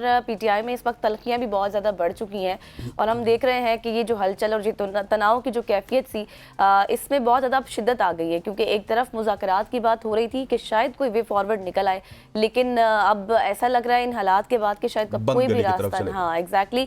इन तमाम सूरत हाल पर हम बात कर लेते हैं। हमारे साथ मौजूद है जी इफ्तिखार शिराजी, सीनियर एनालिस्ट है। वेलकम टू सुबह की सोच। इफ्तिखार साहब, जैसे कि अभी हम आपस में भी डिस्कस यही कर रहे हैं कि जो हालात अब हो चुके हैं, एक चीज नजर आ रही थी कि शायद मुज़ाकरात, डायलॉग हो जाए, टेबल टॉक हो जाए, कोई वे फॉरवर्ड निकल आएगा, लेकिन अब ये तलखियां इतनी ज्यादा बढ़ गई हैं कि आगे का रास्ता निकलता वो नजर नहीं आता। जी फिलवक्त तो हमें यही लग रहा है कि आगे का रास्ता नहीं मिल रहा और दोनों तरफ से एक तनाव की कैफियत है। तहरीक इंसाफ ही डे फर्स्ट से ये कह रही है कि उन्होंने मुल्क की इस्टेब्लिशमेंट के साथ तो गुफ्तगू करनी है, कि उनका ख्याल ये है कि हुकूमत के पास देने के लिए कुछ नहीं है और जहाँ से डिसीजंस लिए जाने हैं तो गोया कि उस स्टेक होल्डर से गुफ्तगू की जाए तो बेहतर होगा, क्योंकि हुकूमत से जो गुफ्तगू है उस वक्त का ज़िया के अलावा कुछ नहीं है। और साथ में आपको मालूम है कि जो हुकूमत का तर्ज अमल है, गोया कि हमने तो माजी में भी इस तरह की पॉलिटिकल टेंशंस देखी हैं, तनाव की कैफियत बनती रही है माजी में भी, लॉन्ग मार्चेस भी होते रहे हैं, धरने भी होते रहे, एहतजाज भी होता रहा है, लेकिन हुकूमत वक्त क्योंकि उसकी जिम्मेदारी होती है अमन अमान को कायम रखना, और साथ में जब आप ड्राइविंग सीट पे होते हैं तो अपोजिशन बेंचों में बैठे लोगों के कुछ मुतालबात होते हैं, कोई गिले होते हैं जिनको बहरहाल हुकूमतें सुनती हैं, लेकिन मैंने पहली बार देखा है कि हुकूमत का तर्ज अमल बिल्कुल ही इंटायरली डिफरेंट है। यहाँ पे एंगेजमेंट की कोई कॉन्सेप्ट नहीं है, कोई गुफ्तगू डायलॉग की तरफ जाने का कोई सोच यहाँ पे पाई नहीं जाती, बल्कि इतने बड़े क्राइसिस को अगर कोई मैनेज कर भी रहा था जिस अंदाज में किया, उस पर तो बहुत बड़े सवाल उठते हैं, क्योंकि तहरीक इंसाफ का क्लेम है कुछ अच्छे खासे कारकुन शहीद हुए यहाँ पे और इस दौरान पुलिस के और रेंजर्स एहलकारों की शहादत भी हुई है। तो इस सारे क्राइसिस को कौन गोया के हैंडल कर रहा था? मुल्क का वज़ीर दाखिला मोहसिन नकवी साहब, ऐसे ही कि जिनका खुद जो पॉलिटिकल ट्रैक रिकॉर्ड है वो कितना बड़ा नहीं है, गोया के निगरान हुकूमत, उसके बाद सेनेटर बन के तो मुस्लिम लीग नून का हिस्सा बने हैं और खुद उस पार्टी के अंदर उनके लिए जो एक्सेप्टेंस है वो कितनी बड़े पैमाने पे नहीं है। तो मैं समझता हूँ कि यह गैर संजीदगी की इंतहा है हुकूमत के एंड पे कि इतना बड़ा मामला और आपने एक वज़ीर दाखिला के हवाले करके बाकी लोग अपने मामलात में मगन रहे। यहाँ तक कि कल देखा है कि जब डी चौक के ऊपर इतनी टेंशन थी तो मुल्क का वज़ीर आज़म, पंजाब की वज़ीर आला और साबिक वज़ीर आज़म गोया के मरी में बेलारूस के सदर के साथ बैठ के खुशगपियां दैट इज़ वेरी अनफॉर्चुनेट शिराई साहब। लेकिन वज़ीर दाखिला के साथ साथ वज़ीर इत्तलात हमें वीलॉगर बनते हुए नजर आए। वो भी हर जगह पे जाके वीलॉग करते हुए दिखाई दिए कि यहाँ पे ये हो चुका, यहाँ पे धरना जारी है। लेकिन मुझे ये बताइए कि क्यों इतनी बौखलाई हुई है? इस्टेब्लिशमेंट इनके साथ है, अब अदालतें भी इनकी 26 आइनवी तरमीम के बाद अपनी हैं, हुकूमत इनके पास अपनी है, तो फैसिलिटेट देम, उनको डी चौक बुलाएं, उनको बैठाएं, उनको फैसिलिटेट करें। जिस तरह हमने माजी में देखा था, फजल रहमान साहब को फैसिलिटेट किया गया था, बिलावल भुट्टो को फैसिलिटेट किया गया था, मरियम नवाज को फैसिलिटेट किया गया था, ताकि वो बार बार आए ना और यहाँ पे उनके मुतालबात ना पूरे हो तो वापस चले जाएं। एक तो ये है कि अगर उनके मुतालबात पूरे किए जाते हैं तो मुझे फिर राना सनाउल्लाह साहब का वो जुमला बार बार याद आता है। किसी टीवी टॉक शो में उनसे पूछा गया कि उनके मुतालबात पे गुफ्तगू करें। उन्होंने कहा अगर हम उनके मुतालबात पे गुफ्तगू करते हैं और उन मुतालबात को मान लिया जाता है तो इसका मतलब है कि इमरान खान हुकूमत में होंगे और हम जेल में होंगे। तो उन्हें मालूम है, ख्वाजा आसिफ साहब को भी पता है कि अगर मंसूर अली शाह साहब इस मुल्क के चीफ जस्टिस बनते तो यकीनी तौर पे 8 फरवरी 2024 के इलेक्शन का ऑडिट होता, और अगर ऑडिट होता तो आपको मालूम है कि मुखालफिन भी वो जो फॉर्म। लेकिन शाहिद साहब मेरा पॉइंट ये है कि ठीक है मुज़ाकरात ना करें, लेकिन जिस तरह तहरीक इंसाफ इनके साथ टैक्टिक्स खेल रही है, गवर्नमेंट भी तो खेल सकती है फैसिलिटेट करके। नहीं होना तो चाहिए। मेरे ख्याल में उस हवाले से कोशिश भी हुई जो आपने अपने इब्तिदाई में जिक्र किया कि बैरिस्टर गौर साहब कह रहे हैं कि जी हुकूमत संजानी में जगह देने के लिए तैयार हो गई थी। लेकिन ये है कि अब इस बात की तस्दीक होना बाकी है कि क्या वाकई इमरान खान भी इस सजेशन पे राजी हो गए थे, और अगर वो तैयार हो गए थे तो मेरा ख्याल में फिर ये बैरिस्टर गौर साहब का, असद कैसर साहब का, शिबली फराज का फॉल्ट है कि अगर इतने लोगों की शहादत हुई है और आप हॉस्टेज बन गए थे एक खातून के हाथों, फिर आपको चाहिए था कि तकाजा था लीडरशिप का कि आप उनको कायल करते या उनसे कहते कि आप अकेले तो जा सकती हैं, लेकिन हम अपने कारकुनों को, गरीबों के बच्चों को हम साथ लेके नहीं भेजेंगे क्योंकि इससे तसादुम की। क्योंकि आपको याद है कि यहाँ पहुंचने से पहले मोहसिन नकवी साहब ने जो आखिरी प्रेस कॉन्फ्रेंस की थी रात 12 बजे, उसमें उन्होंने कहा था कि हम अगर ये आए तो हम ताकत का इस्तेमाल करेंगे। गोया कि हुकूमत की तरफ से तो ये स्टेटेड पोजीशन थी कि अगर डी चौक की तरफ बढ़ेंगे तो फिर ताकत का इस्तेमाल होगा, जो कि हुआ बाद में। तो मेरा ख्याल में फिर ये एक खातून के हाथों हॉस्टेज नहीं बनना चाहिए था, और बाकी लीडरशिप को चाहिए था कि वो क्लियर पोजीशन लेते कि उनके रहनुमा ने कह दिया है कि यहाँ नहीं जाना तो फिर नहीं जाना था। अब ये बातें करके वो अपने आप को क्लीन चिट नहीं दे सकते। इसका मतलब है कि जो बड़ा सानिया हुआ है इसमें बैरिस्टर गौर, शिबली फराज, असद कैसर और दीगर लीडरशिप भी मुकम्मल तौर पर इसकी जिम्मेदार है। हाँ, हुकूमत के एंड पे जरूर होना चाहिए था कि अगर आपने उनको एक्सेस दे भी दिया था, और मैं भी और आप भी यकीनी तौर पे बतौर सहाफी वहां पे गए हैं, हमें तो नहीं लग रहा था कि ये क्राउड इतना वायलेंट है, ये क्राउड कहीं पार्लियामेंट को ऑक्यूपाई करना चाहता है, कुछ और करना चाह रहे थे। पीसफुली बैठे थे बिल्कुल, और मेरे ख्याल में वो पीसफुली बैठना चाह रहे थे, लेकिन इस दौरान ताकत का इतना बड़ा इस्तेमाल गोया कि इसकी जरूरत क्यों पेश आई। हमने देखा है कि लोग 126 दिन भी यहाँ बैठे रहे हैं। मौलाना फजल रहमान साहब यहाँ बैठे रहे इस्लामाबाद में, बिलावल भुट्टो जरदारी साहब कराची से चल के पूरा पंजाब से होते हुए यहीं आके उन्होंने अपनी स्पीच दी थी और अपना जलसा किया था। तो क्या वजह है कि मुल्क की एक बड़ी जमात कि जिसकी कौमी असम्बली में सूबों के अंदर अच्छी खासी प्रेजेंस है, आप उसको एक दुश्मन जमात के तौर पे ट्रीट कर रहे थे। मेरा ख्याल में इसके ऊपर बड़े सवाल उठ रहे हैं। अच्छा शिराजी साहब, अभी आपने माजी की बात की है, 2014 में भी धरने हुए, वो सब भी आपने देखे, तमाम तर मतलब जो सूरत हाल उस वक्त भी रही, धरने हुए, लेकिन जो दावा था पीटीआई का डी चौक पहुंचना, वो वहां पर पहुंचे, ये एक बड़ी अचीवमेंट थी, लेकिन उसके आगे क्या करना था उनके पास कोई हिकमत अमली नहीं थी। वहां पर जाके हुकूमत ने उनको काबू कर लिया। बहुत सी प्रेस कॉन्फ्रेंसेस हमने देखी, कल के दिन हुई हुकूमत की जानिब से एक वर्ड बार बार इस्तेमाल हुआ, दहशतगर्द, इंतशार पसंद। आई थिंक सो, मैं ये पर्सनली समझती हूँ कि एक दहशतगर्द, इंतशार पसंद में फ़र्क होता है आम आदमी में और दोनों पर्सन्स में। जी बिल्कुल, मेरा ख्याल में ये तो बहुत ही गैर जिम्मेदाराना, गैर आईनी और नामुनासिब रवैया है कि आप आइन के अंदर दिए हुए कोई हक जो कोई एक्सरसाइज कर रहा है असेंबली का या एहतजाज का, आप उस शख्स को एक जमहूरी हुकूमत, एक पार्लिमानी हुकूमत उसको फितना कह रही है, इंतशारी टोला कह रही है, दहशतगर्द कह रही है। ऐसे ही ये तो मेरे ख्याल में बड़े गैर मुनासिब रवैये है। गोया कि आपने इस वफाक के अंदर जो नया कानून लेके आए हैं, गोया कि आपने अवाम के मुंतखब नुमाइंदों को ये कहा है कि आप एक 18 ग्रेड के डिप्टी कमिश्नर की इजाज़त के मोहताज हैं। अगर वो आपकी इजाज़त नहीं देगा तो आप अपने जो राइट है आईनी गोया के प्रोटेस्ट का, उसको इस्तेमाल नहीं कर सकते। और साथ में अगर लोग आ भी रहे हैं तो आप या तो अदालतों से फिर कोई चिट ले रहे हैं या फिर उन कवानीन के जरिए आप उनको मुतई करने की कोशिश कर रहे हैं। तो मेरे ख्याल में ये बड़े गैर मुनासिब रवैये हैं और सियासतदानों को ये समझना चाहिए। इससे पहले भुगत चुके हैं, नून लीग की क़यादत उसको भुगत भी चुकी है कि जब इस तरह के आप हथकंडे इस्तेमाल करते हैं तो कल आपकी बारी है। अच्छा मैं शिराजी साहब, समझता हूँ कि अब कल जो केपी में अब एक और भी बातें चल रही हैं इस वक्त फजा में कि गवर्नर राज भी लग सकता है। कोई कॉन्सिडरेशन नजर आती है आपको हुकूमत की वहां तक? ये जुल्फकार अली भुट्टो साहब ने भी किसी जमाने में बलूचिस्तान में लगाया था और उसके बाद पीपल्स पार्टी की हुकूमत ने भी, आपको याद है कि पंजाब में लगाया था 2008 में जब आई थी। तो मैं समझता हूँ कि ये वो गैर आईनी और गैर जमहूरी हथकंडे हैं कि जिसके जरिए आप ना तो लोगों के दिलों को जीत सकते हैं और ना इस तरह के पॉलिटिकल क्राइसिस को आप हल कर सकते हैं।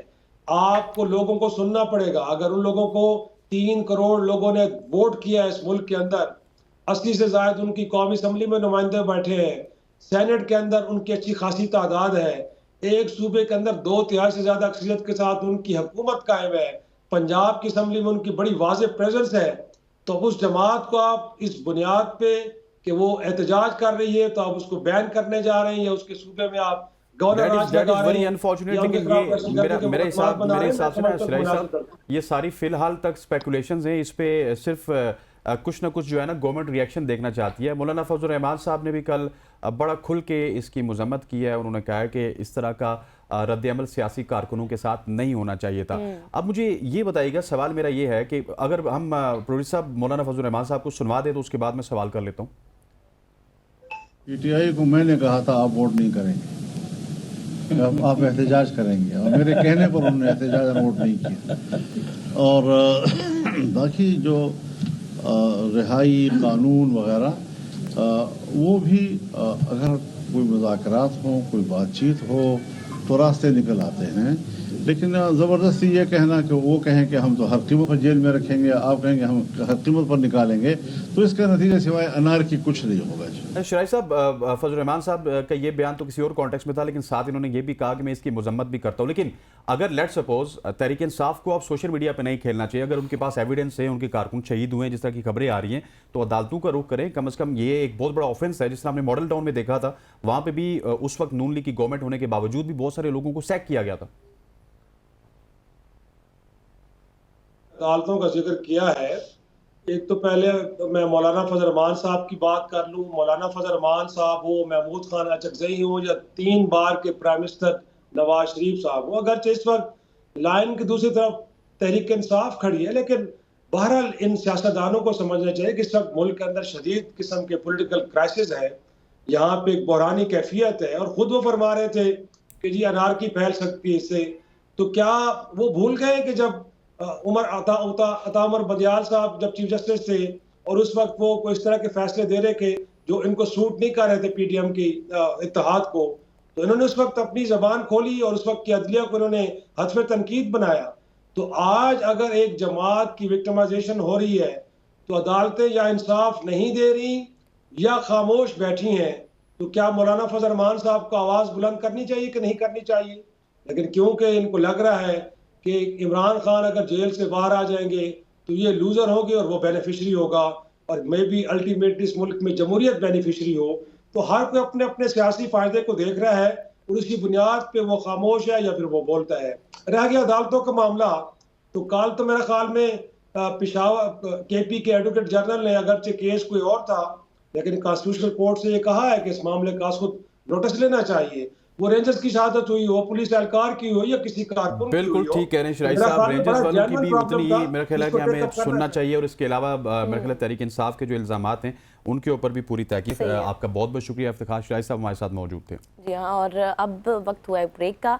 Will be right back soon. बहुत मजे के सेगमेंट्स हैं इसके बाद हमारे पास।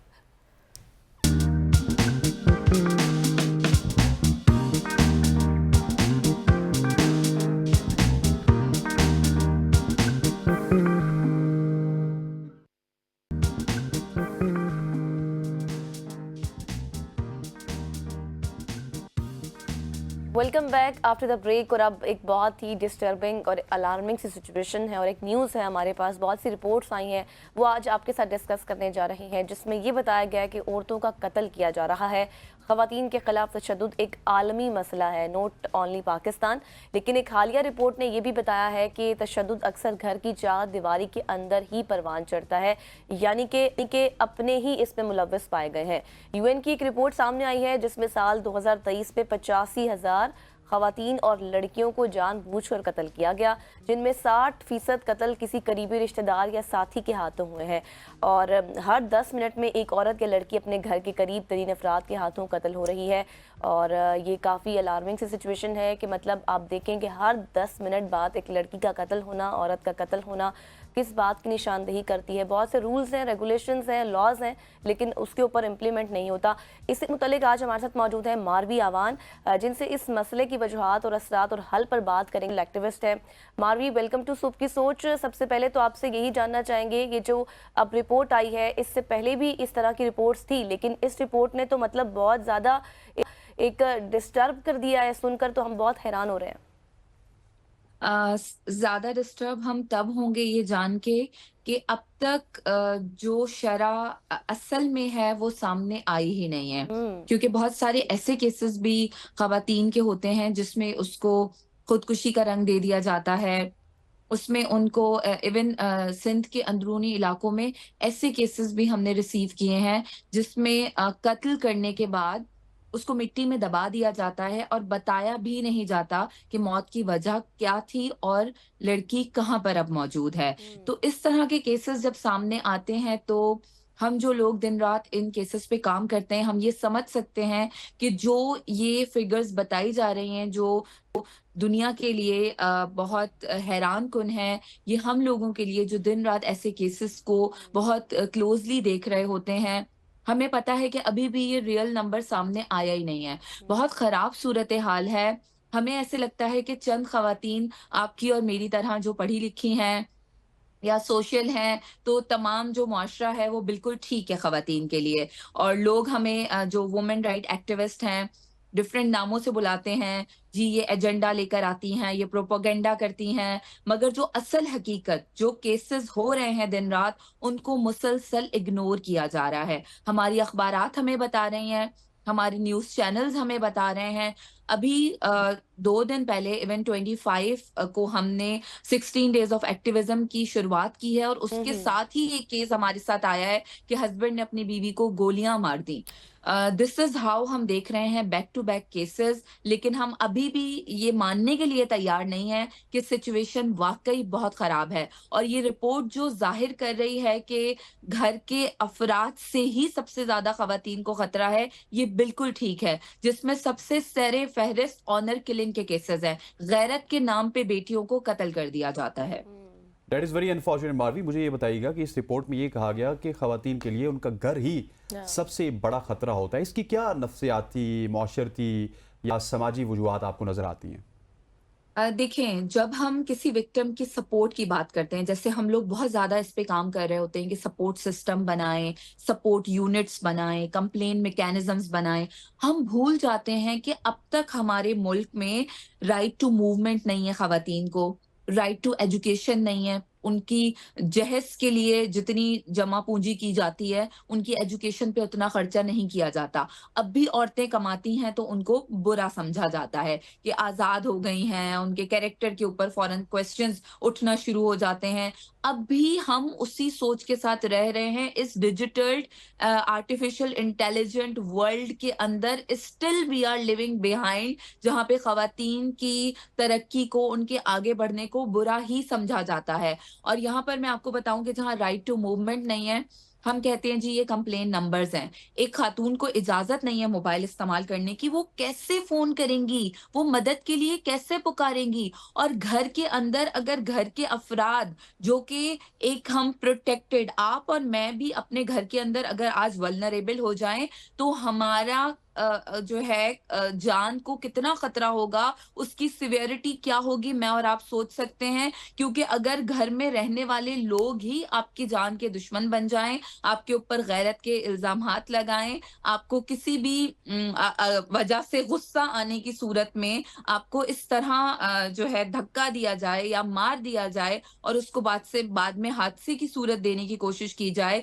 या आपको ज़हनी तौर पे इतना टॉर्चर किया जाए कि आप खुद पंखों से लटक जाएँ या अपने आप को मारने की कोशिश करें, तो वो भी एक ज़हनी तशद्दुद की वजह से कत्ल की सूरत होती है। तो बहुत सारी ऐसी वजूहात हैं, जो अगर घर के अंदर आपको आपको खतरा है, तो आप हेल्प बहुत मुश्किल से ले सकते हैं, क्योंकि घर में आपके मुहाफ़िज़ होते हैं। घर में वो लोग होते हैं जिन पे आपको सबसे ज़्यादा ट्रस्ट होता है।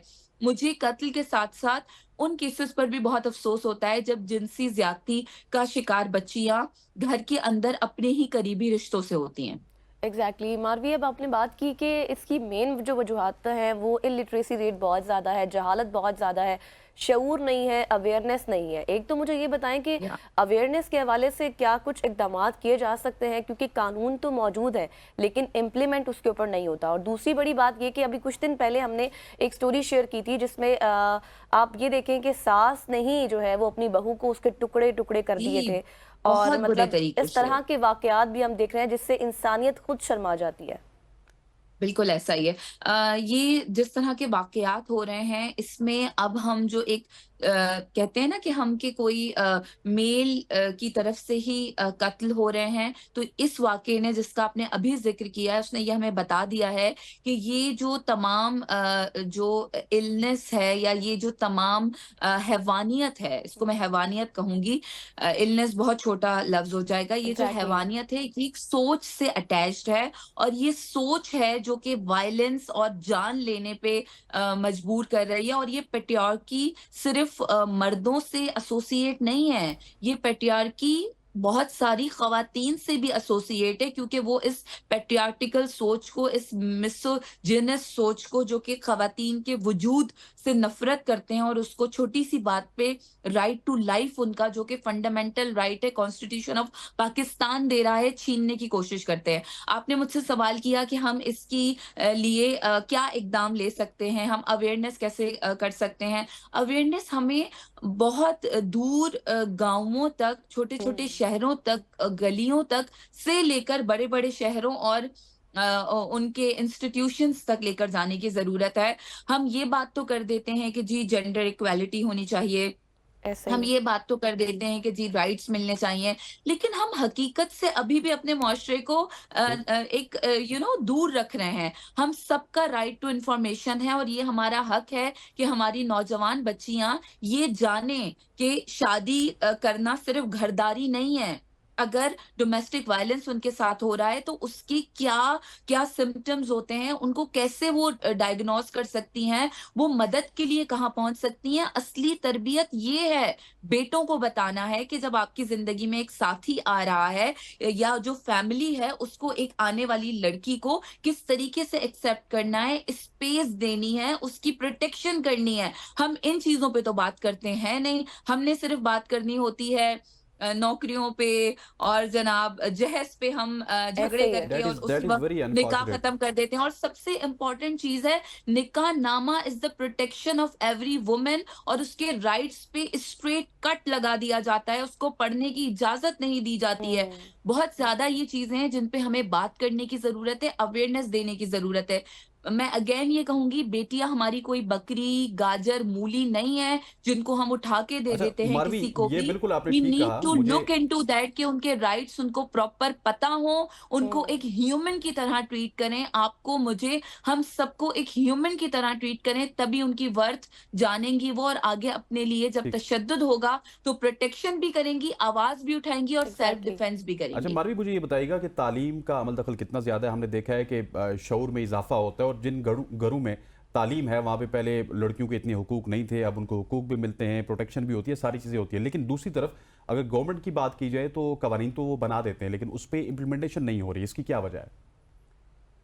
देखिए, गवर्नमेंट की तरफ से कवानीन की अगर हम बात करें तो हर मौजू पे हमारे पास कानून मौजूद है। हमारे पास घरेलू तशद्दुद का कानून मौजूद है, हमारे पास छोटी उम्र की शादियों की रोकथाम का कानून मौजूद है, हमारे पास हैरेसमेंट का कानून मौजूद है, प्रोटेक्शन का कानून मौजूद है, हर चीज़ का कानून मौजूद है। लेकिन उसकी इम्प्लीमेंटेशन इसलिए नहीं हो रही है क्योंकि लॉ एनफोर्समेंट एजेंसीज़ में अगर अभी भी आप किसी थाने में जाके इंटरव्यू करेंगे कि जनाब इस चीज़ के लिए आप ये कानून बताइए, स्पेशली प्रो वुमेन लॉज का, तो आपको एक लैकिंग नजर आएगी, आपको वो इंटरेस्ट नहीं नजर आएगा, आपको उस तरह नहीं पता चलेगा। तो ये जो एफआईआर्स भी कटती हैं केसेस से एसोसिएटेड, उसमें सही सेक्शंस नहीं लगने की वजह से भी काफी सारे केसेस में इंसाफ सही तरीके से नहीं सर्व हो पाता। और जब हम आम आवाम की बात करते हैं तो आपको करिकुलम में कहीं ये चीजें नजर नहीं आएंगी, कहीं पर भी आपको खवातीन और बच्चों के कवानीन के बारे में बात आम यूनिवर्सिटीज में या हाई स्कूल्स में नहीं नजर आएगी, कॉलेजेस में नहीं नजर आएगी।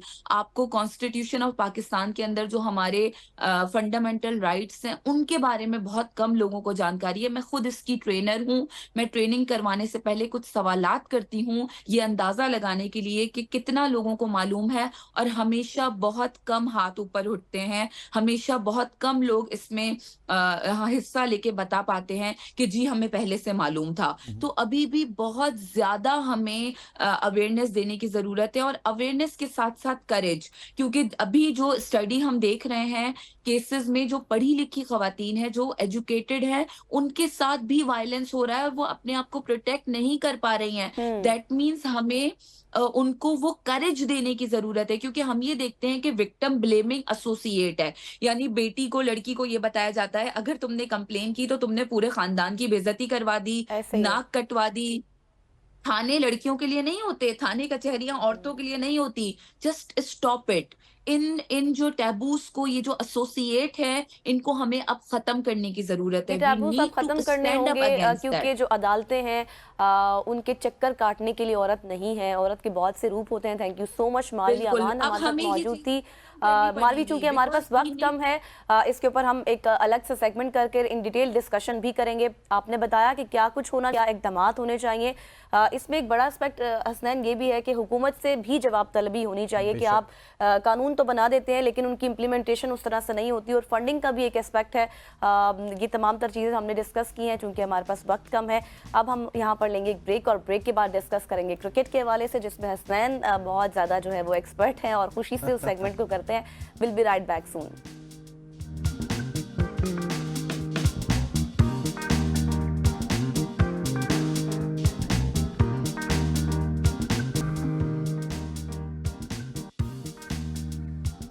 Welcome back to show. अब क्रिकेट के हवाले से बात करेंगे, जहां पे पाकिस्तान इस वक्त जिम्बाब्वे में मौजूद है। पाकिस्तान ने पहला ओडीआई हारा, दूसरा बहुत ही कन्विंसिंगली जीता, और इस वक्त पाकिस्तान तीसरे ओडीआई में पंजा आजमाई करने के लिए तैयार है। मैच पाकिस्तान के मियारी वक्त के मुताबिक 12:30 बजे खेला जाएगा। 1993 के बाद आज तक हम कभी भी जिम्बाब्वे में नहीं हारे, और ओडीआई सीरीज नहीं हारे, और तकरीबन इस मसले को अब 31 साल गुजर चुके हैं। अगर आज हम मैच हारते हैं तो फिर जिम्बाब्वे में हमें 31 साल बाद किसी ओडीआई सीरीज में जिम्बाब्वे के खिलाफ शिकस्त होगी। इस तमाम तरह इशू की बात करेंगे। फिर उसके बाद चैंपियंस ट्रॉफी के हवाले से बात करेंगे। चैंपियंस ट्रॉफी की कल मीटिंग है, बहुत अहम मीटिंग है, जिसमें चैंपियंस ट्रॉफी के फेट के हवाले से फैसला किया जाएगा। क्या है कि चैंपियंस ट्रॉफी पाकिस्तान में होनी है, हाइब्रिड मॉडल के तहत होनी है, या फिर बाहर होनी है, तो फिर पाकिस्तान का क्या मौक़िफ़ होगा। इन तमाम तर सिचुएशंस पे बात करेंगे। हमारे साथ मौजूद हैं सीनियर स्पोर्ट्स जर्नलिस्ट शाकिर अबाई साहब। शाकिर, आपको खुशामदीद कहते हैं, सो मच फॉर जॉइनिंग अस। सबसे पहले पाकिस्तान वर्सेस जिम्बाब्वे की बात करते हैं। पाकिस्तान ने दूसरा ओडीआई बहुत ही कन्विंसिंगली जीता था। क्या समझते हैं, आज के ओडीआई में पाकिस्तान उसी तरह जीतेगा या फिर जिम्बाब्वे भी जोर लगाएगा? देखिए हसनैन, ये सीरीज यकीनन हमें 3-0 जीतनी चाहिए थी। जिम्बाब्वे कभी पाकिस्तान के लिए इतना टफ नहीं रहा, लेकिन क्योंकि हम ताज़ा एक खुमार में थे ऑस्ट्रेलिया को हराने के, और वो वही गेम प्लान लेकर रिजवान पहले मैच में उतरे, जो पर्थ वाला गेम प्लान जिम्बाब्वे में कारगर साबित नहीं हुआ। जिस तरह की शॉर्ट डिलीवरीज हमने कराई और मिड विकेट पे हमें चौके छक्के टेल एंडर्स ने मारे, तो वो मैच हमसे निकला। लेकिन अच्छी बात यह है कि पाकिस्तान ने उस गलतियों को जो है वो उसको रेक्टिफाई किया, उसको करेक्शन की, और दूसरे मैच में हम अपनी उस स्ट्रेंथ के साथ उतरे जो इन कंडीशन में हमारी जरूरत थी, और हमने सिंगल हैंडेडली 10 विकेटों से जिम्बाब्वे को हरा दिया। तो मैं पूरी उम्मीद हूँ कि तीसरे मैच में अगर विनिंग कॉम्बिनेशन वही रखा गया, गेम प्लान वही रखा गया, यकीनन जिम्बाब्वे भी अपनी एक नई हिकमत अमली के साथ वापस आएगा। उनकी भी ख्वाहिश होगी कि एक बड़े अरसे से पाकिस्तान के खिलाफ कभी सीरीज नहीं जीते तो वो जीते हैं, उनके पास एक अच्छा मौका है। लेकिन मेरा ख्याल है जिस तरह का कमबैक पाकिस्तान ने दूसरे मैच में किया है, उससे लगता नहीं है कि आज तीसरे डिसाइडर में पाकिस्तान के लिए मुश्किल होगी। और मैं समझता हूँ कि पाकिस्तान की सीरीज जीतने के बाद, क्योंकि अगली सीरीज बड़ी टफ है, इस सीरीज से ज्यादा हमारे लिए सीनियर कंट्रीज हमेशा से टफ होती है। और जिस तरह हम ऑस्ट्रेलिया को ऑस्ट्रेलिया में हरा के आए, वो मोमेंटम हमारा पहले मैच में जरूर टूटा है, लेकिन जिस तरह से हमने उसको रिकवर किया दूसरे मैच में, आज की जीत के साथ, अगर इस विनिंग नोट के साथ जब हम सामने का जाएंगे तो बड़ा काउंट करेगा, क्योंकि उसके बाद हमें फिर सीधा चैंपियन ट्रॉफी में जाना है। तो मैं बड़ा होपफुल हूँ कि जिस तरह से पाकिस्तान ने पहले मैच के बाद कमबैक किया, आज तीसरे मैच में पाकिस्तान उसी स्पिरिट के साथ मैदान में उतरेगा और ये सीरीज अपने नाम करेगा। जी, यकीनी तौर पर शाकिर, हम सब इस वक्त होपफुल हैं कि पाकिस्तान आज भी जीते, लेकिन क्या टेक अवेज थे अगर पिछले मैचेस की अगर हम बात करें? साइम की सेंचुरियां हुई, ठीक है, देखकर बहुत खुशी हुई, अच्छा भी लगा, लेकिन कोई खास टारगेट नहीं था ओडीआई वाला। अगर कोई खास टारगेट होता तो फिर क्या परफॉर्मेंस होती? और आज आपको लगता है कि एक विनिंग कॉम्बिनेशन के साथ पाकिस्तान जाएगा?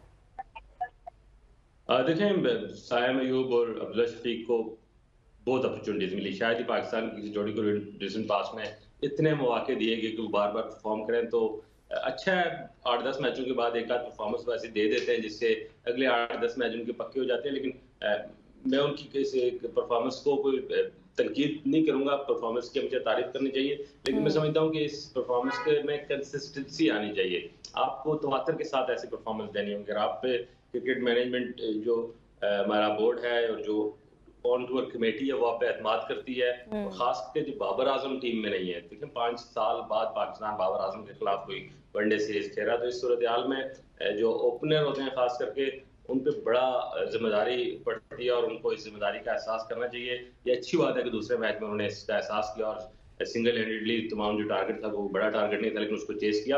ये बड़ी खुशगवार जो है वो खबर है पाकिस्तान के ओवरऑल जो टीम मैनेजमेंट के लिए भी है और फैंस के लिए भी है कि फिलहाल जिस जोड़ी को हमने बार बार आजमाया वो परफॉर्म करना शुरू हो गया। लेकिन ये साबित होना चाहिए तीसरे मैच में भी कि उन्होंने उसी तरह की परफॉर्मेंस देनी है जो सेकंड में। हमें ये ना लगे कि वंस इन ब्लू मून ये परफॉर्मेंस आई थी। और साथ साथ न सिर्फ ओपनर के साथ, मैं समझता हूँ कि कामरान गुलाम जिसके पास बड़ा एक्सपीरियंस है डोमेस्टिक का, उसने जो ही मौका मिला उसको इंग्लैंड के खिलाफ उसने आगे सेंचुरी की।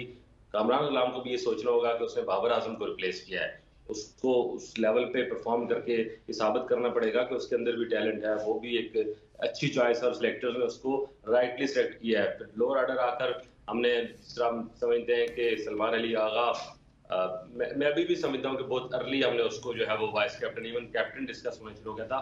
ये रवायत पाकिस्तान क्रिकेट बोर्ड में बड़ी बुरी है कि कोई भी नया आके कोई हल्का फुल्का परफॉर्म करता है तो उसको कैप्टन बनाना शुरू कर देते हैं। गो कि सलमान अली आगा के रिसेंट पास में टेस्ट में टेलेंडर के साथ अच्छी 2-3 इनिंग्स हैं, लेकिन पाकिस्तान क्रिकेट टीम का कैप्टन या वाइस कैप्टन होना एक बड़ी अचीवमेंट है। और इतना जल्दी अगर उन पर पाकिस्तान क्रिकेट बोर्ड ने एतमाद किया जो मेरी नज़र में ठीक नहीं है, लेकिन अब ये फैसला हो गया तो उनको इस एतमाद का जो है वो एहसास करना होगा और उनको ये जिम्मेदारी अपने कंधों पे लेनी होगी। जिस तरह पहले मैच में उन्होंने बड़ी ऑकवर्ड सी उनकी बैटिंग अप्रोच थी, अगर वो उस वक्त जिम्मेदारी देते वो मेरे ख्याल शाकिर साहब ऑकवर्ड मेरे ख्याल ऑस्ट्रेलिया से ही रहे। उसकी वजह यही है कि वो टेस्ट मैच के प्लेयर हैं, उनको ओडीआई में और टी20 में हमने as a vice captain promote कर दिया। अच्छा सर, चैंपियंस ट्रॉफी के हवाले से बताइएगा, कल का दिन बहुत ही इंपॉर्टेंट है। पाकिस्तान की जानिब से फर्म स्टैंड की बातें की जा रही हैं और हाइब्रिड मॉडल को एक्सेप्ट ना करने की बातें की जा रही हैं। अगर हाइब्रिड मॉडल एक्सेप्ट होता है तो पाकिस्तान इंडिया का मैच नहीं खेलेगा।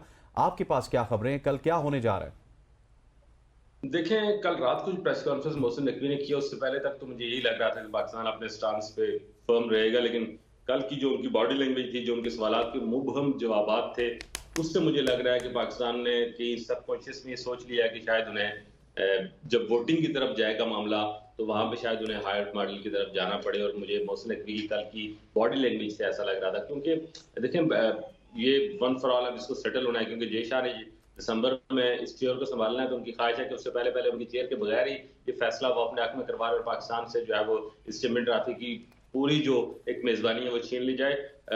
12 मेंबर हैं, 3 जो है वो नॉन वोटिंग, टोटल 15 मेंबर्स ने वोटिंग भी ये मामला चला गया। तो मुझे नहीं लगता कि पाकिस्तान की लॉबिंग इतनी अच्छी होगी कि वो अपने वोटिंग राइट से अपने हक में फैसला करा सकेगा। बीसीसीआई एक तगड़ा क्रिकेट बोर्ड है। ये जो क्रिकेट बोर्ड है ये सारी फाइनेंशियल एंटिटीज है वो अपने फाइनेंशियल मफादात को देखकर फैसले करेंगे, और वो क्यों एक पाकिस्तान की तरफ जाएंगे जब एक तगड़ा बोर्ड जो 70-80% रेवेन्यूज आईसीसी को देता है उसके साथ अपना रवाबत ठीक ना करे। और फिर दिसंबर में जब जय शाह ने आईसीसी की चेयरमैनशिप संभाल लेनी है तो फिर और ज्यादा जरूरी हो गया उन बोर्ड्स का कि जय शाह और बीसीसीआई के साथ अपनी अलाइनमेंट ठीक करें। तो पाकिस्तान के लिए कोई मुझे ज्यादा उम्मीद नहीं है कल की मीटिंग में, लेकिन अगर पाकिस्तान क्रिकेट बोर्ड अपने उस मौकफ पर कायम रहा जो उसने कुछ अरसे से रखा हुआ था तो शायद को पॉजिटिव निकला है। लेकिन ये जो रिसेंट धरना हुआ है इस्लामाबाद में और जिस तरह की मौसम नकवी साहब सारा इधर बिजी रहे और वो जो आईसीसी की के लिए हमने लॉबिंग करनी थी उसमें उनका कोई रोल नहीं रहा, बिल्कुल पाकिस्तान ने अपनी मीटिंग के लिए कोई प्रिपरेशन नहीं की। तो मुझे खदशा है कि पाकिस्तान को कल की मीटिंग से कोई बहुत अच्छी खबर नहीं मिलेगी, और इसका अंदाजा शायद मौसम नकवी को भी था, जिसलिए वो रात को बार बार ये कह रहे थे कि पाकिस्तान के लिए कोशिश करेंगे कोई विन विन सिचुएशन आएगी। क्योंकि आईसीसी ने पाकिस्तान को एक ऑफर जरूर किया कि आपको रेवेन्यू से अच्छा कंपनसेट किया जाएगा अगर आप हाइब्रिड मॉडल की तरफ जाते हैं। तो मेरे लिए तो we are just finger cross कि क्या होना है, लेकिन अगर पाकिस्तान को कोई बड़ा स्टांस अच्छा लेना है तो मेरा ख्याल है हमें किसी तौर पर भी एक स्टेप भी पीछे नहीं जाना चाहिए। अगर हमारे से चैंपियन ट्रॉफी जाती तो है शाकिर आप सोचते हैं कि मतलब अभी तो जाहिर है हम पीछे रह गए। जी जाहिर है अब हम तो मफरूज़ों पर ही बात कर रहे हैं, अब जो कल होगा वो देखना होगा क्या पाकिस्तान का स्टैंड होता है, क्या पाकिस्तान के साथ होता है। लेकिन आप समझते हैं कि अगर हाइब्रिड मॉडल हो जाता है फॉर एग्जांपल तो क्या पाकिस्तान इंडिया के साथ खेलेगा? देखिए हाइब्रिड मॉडल फिर अगर आप एक्सेप्ट करेंगे तो फिर आपको खेलना भी पड़ेगा। जो भी वहाँ देखें जमहूरी एक अमल है, अगर वहाँ वोटिंग राइट में पाकिस्तान को वोट आउट कर देता है इंडिया तो फिर पाकिस्तान को यकीनन दो ही ऑप्शन है, या तो जो एक्सेप्टेंस है उसके जो भी फैसला होगा उसकी तरफ जाना पड़ेगा, या पाकिस्तान अपना बोर्ड स्टेप ले और कहे कि हमने नहीं खेलना, हमने टूर्नामेंट को भी जो है वो हाइब्रिड मॉडल की तरफ नहीं जाना, हमारे पास ये राइट्स हैं, कानूनी इखलाकी तमाम जवाब पाकिस्तान के पास मौजूद है। लेकिन अगर वोट आउट हुआ पाकिस्तान की लॉबिंग की बात ही मैं बार बार ये कह चुका हूँ कि इंडियन क्रिकेट बोर्ड की इन्फ्लुएंस फाइनेंशियली इतनी स्ट्रॉन्ग है कि बाकी क्रिकेट बोर्ड पाकिस्तान की खातिर इंडिया के साथ जो है वो अपने मामला खराब नहीं करेंगे। वो ये नहीं अफोर्ड करेंगे कि कल जय शाह जो इंडियन है वो आईसीसी में चेयर होंगे। लेकिन शाकिर जो गजल ने बात की ना वो भी रेलिवेंट है, लेकिन एक प्रेशर बीसीसीआई के ऊपर भी है, आईसीसी के ऊपर भी है, ब्रॉडकास्टर्स का, क्योंकि पाकिस्तान ने कहा कि अगर हाइब्रिड मॉडल की तरफ जाएंगे तो हम इंडिया से बाहर जाके मैच नहीं खेलेंगे, इंडिया से अगले 5 साल तक के ग्रुप गेम नहीं खेलेंगे। सो ये मतलब कि किस तरफ मामला जाएंगे? अगर हाइब्रिड मॉडल एक्सेप्ट हो गया तो पाकिस्तान इंडिया गेम नहीं देखेंगे हम, क्योंकि वो फर्म स्टैंड है पाकिस्तान का अभी भी। देखिए अभी तक पाकिस्तान के खिलाफ ट्रम्प कार्ड सिर्फ यही है जिसके ऊपर वो अपनी विन विन सिचुएशन की तरफ जा सकता है, क्योंकि कोई भी टूर्नामेंट ब्रॉडकास्टर के लिए एक मतलब ड्रोना ख्वाब होगा कि पाकिस्तान इंडिया का मैच ना हो, क्योंकि उसने पूरे टूर्नामेंट का रेवेन्यू एक तरफ और इस मैच का रेवेन्यू एक तरफ होता है। तो वो तो एक पाकिस्तान के खिलाफ अभी तक भी जो पॉजिटिविटी है वो यही है, और उसमें पाकिस्तान इस कार्ड को कैसे खेलता है वहां पर ये बड़ा इंपॉर्टेंट है। क्या मुस्लिम भी अपने आप को स्मार्ट प्ले कर पाएंगे, वहां कन्विंस कर पाएंगे उन दीगर बोर्ड्स को, आईसीसी को।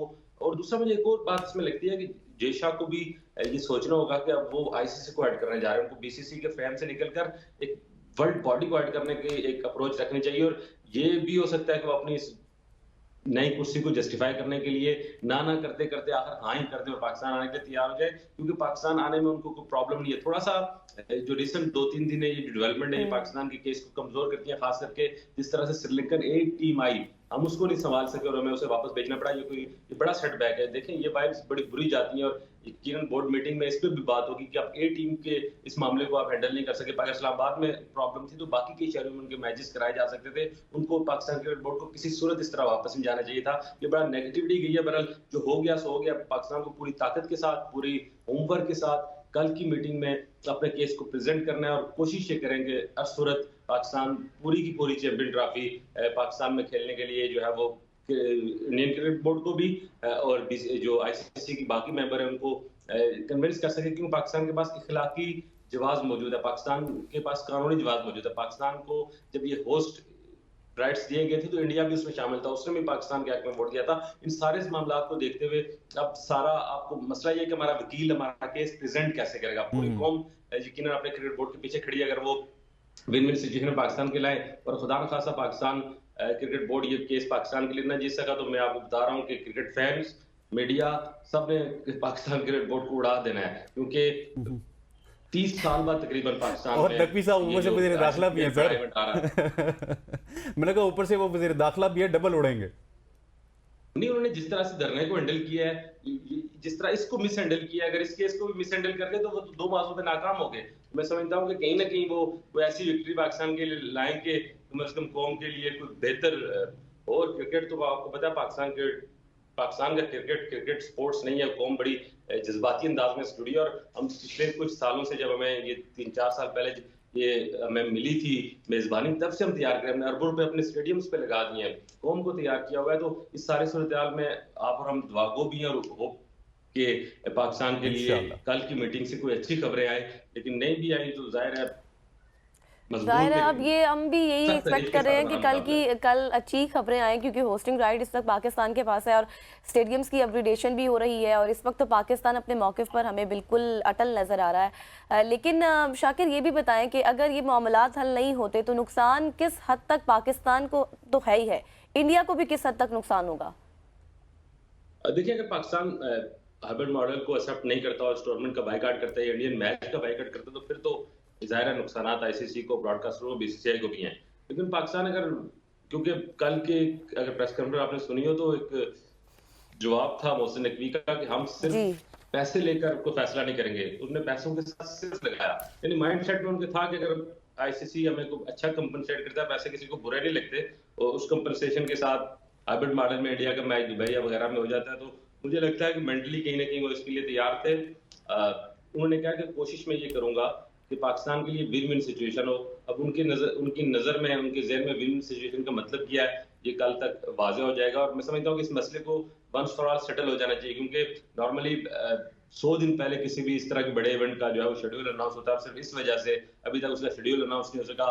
पाकिस्तान क्रिकेट बोर्ड जिसकी मेजबानी करनी है वो तो जबरदस्त का शिकार है, ब्रॉडकास्टर के लिए प्रॉब्लम है, बाकी जो मुल्कों ने जिन्होंने आना है उनके लिए मसला, तो ये मसला वंस फॉर ऑल सेटल हो जाए। इस उम्मीद के साथ कि पाकिस्तान में कि हक में कुछ बेहतर हो जाए, ये उम्मीद ही है, क्योंकि पाकिस्तान की तैयारी कुछ ज्यादा अच्छी नहीं है। शाकिर, एक एज तो पाकिस्तान को भी है ना कि 2025 की चैंपियंस ट्रॉफी पाकिस्तान में नहीं होगी, हाइब्रिड मॉडल पे होगी, तो फिर 26 का जो T20 वर्ल्ड कप है पाकिस्तान फाइनल तक श्रीलंका में खेलेगा, 31 का जो क्रिकेट वर्ल्ड कप है फाइनल तक फिर बांग्लादेश में खेलेगा।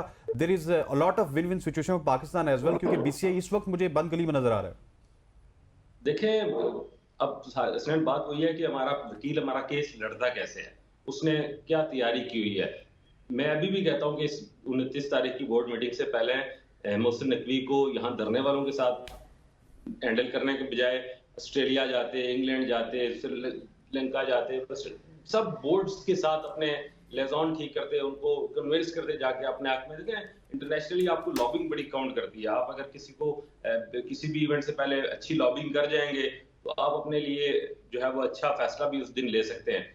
वोटिंग राइट के वोटिंग पे मामला चला गया तो पाकिस्तान ने तो उसके लिए कोई तैयारी नहीं की। मुझे नहीं लगता कि मोहसिन नकवी किसी बोर्ड के साथ इन दिनों राब्ते में होंगे जब उनकी जान इस्लामाबाद में फंसी हुई थी। तो मैं हमेशा इसीलिए कहता हूँ कि पाकिस्तान क्रिकेट बोर्ड के चेयरमैन को ओनली चेयरमैन क्रिकेट बोर्ड ही होना चाहिए, उसको 3-4 जगह पे नहीं होना चाहिए, क्योंकि फुल टाइम जॉब है क्रिकेट बोर्ड का चेयरमैन होना। और वो आज हमने देखा है कि वो जब 2 कश्तियों में सवार थे तो ना इधर के रहे ना उधर के रहे, ना इधर से कोई अच्छा हैंडल कर सके धरने को, ना उधर जो है वो अच्छी प्रिपरेशन के साथ बोर्ड मीटिंग के लिए जा रहे हैं। लेकिन लेट्स होप के जो सेनेटी प्रिवेल करे, जो बाकी बोर्ड मेंबर हैं वो पाकिस्तान के इस राइट को लेट्स होप कि पाकिस्तान के लिए अच्छी खबरें हों, यही एक्सपेक्ट करें हम। Thank you so much. Shakir Abbasi हमारे साथ मौजूद थे, इस रिलेटेड बात कर रहे थे कि कल क्या होने जा रहा है। पाकिस्तान के लिए कुछ अच्छी खबरें तो नहीं बता रहे, वो भी जो इत्तलात उनके पास है, लेकिन ये है कि कितना स्ट्रांगली पाकिस्तान का मुकदमा लड़ा जाता है, ये देखना कल बहुत ज़्यादा इंटरेस्टिंग होगा। वक्त हुआ है एक ब्रेक का, विल बी राइट बैक सून।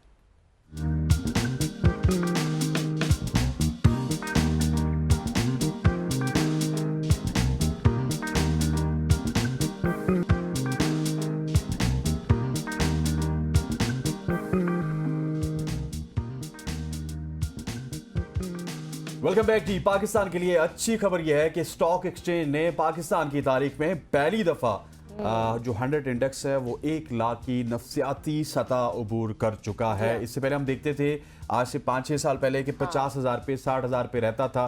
हम ब्रेकिंग न्यूज़ चलाते थे, लेकिन ये अब 1 लाख क्रॉस कर चुका है। That is a very very good news for Pakistan stock exchange. आज हमने स्टार्ट किया था अच्छी खबरों से और एंड भी हम अच्छी खबर पे ही कर रहे हैं हसनैन।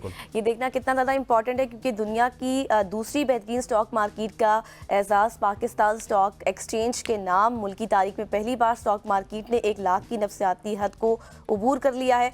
100 इंडेक्स 1,200,000 से ज़ायद पॉइंट्स की सतह पर पहुंच चुका है। ट्रेडिंग के दौरान 1000 से ज़ायद पॉइंट्स का इजाफा, मार्केट ने 60% से ज़ायद रिटर्न सरमायाकारों को देने का रिकॉर्ड बना दिया और नवंबर पाकिस्तान स्टॉक एक्सचेंज की तारीख में रिकॉर्ड का महीना साबित हुआ है। कितनी बड़ी और अच्छी खबर है भाई। बिल्कुल ऐसी, इसी हवाले से हमारे साथ मौजूद हैं शाहिद अजमल साहब, जो कि मईशत के ऊपर बड़ी गहरी नज़र रखते हैं, हमारे कॉरेस्पॉन्डेंट हैं। शाहिद साहब, thank you so much for joining अस। कितना सिग्निफिकेंट है स्टॉक मार्केट में इस तरह की खबर आना और इतना ट्रेड्स का बूस्ट करना?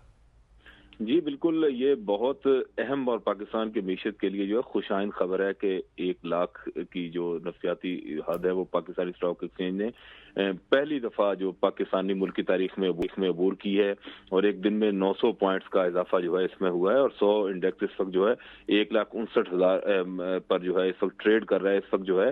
तो ये मेरे ख्याल में पाकिस्तान की मईशत की तरफ जो है ना इस्तेहकाम की तरफ जो बढ़ता हुआ जो सूरत हाल है उसकी तरफ ये इशारा है और 7 माह में 40,000 से 1 लाख पर पहुंच जाना ये बहुत बड़ी अचीवमेंट है कि फरवरी 2023 के मुकाबले में अगर हम देखें तो फरवरी 2024 तक ये इसमें डबल इजाफा हुआ था और अब 7 माह के अंदर ये जो है ये 40,000 से 1 लाख पर पहुंच गया है। तो ये बहुत शायद मुझे ये भी बताइएगा कि बहुत सारे इशारे बेहतर हो रहे हैं, लेकिन जो तनकीद करने वाले वो भी तनकीद करते हैं कि ये तो क्योंकि चंद खानदान हैं, चंद कंपनीज हैं, इस वजह से ये आदाद शुमार का खेल होता है। लेकिन हमारे साथ इस्लामाबाद चैम्बर ऑफ कॉमर्स के प्रेसिडेंट मौजूद थे, चेयरमैन मौजूद थे, उन्होंने कहा था कि नहीं ऐसा नहीं है, आपकी मार्केट हकीकी तौर पे बूस्ट कर रही है। देखें ये मुल्क के अंदर जो ये जो स्टॉक एक्सचेंज ने आज जो अचीव किया है ये गुज़श्ता चंद दिनों में हो सकता था अगर ये सियासी अदम इस्तेहकाम जो पिछले दिनों इस्लामाबाद में देखने में आया वो ना आता।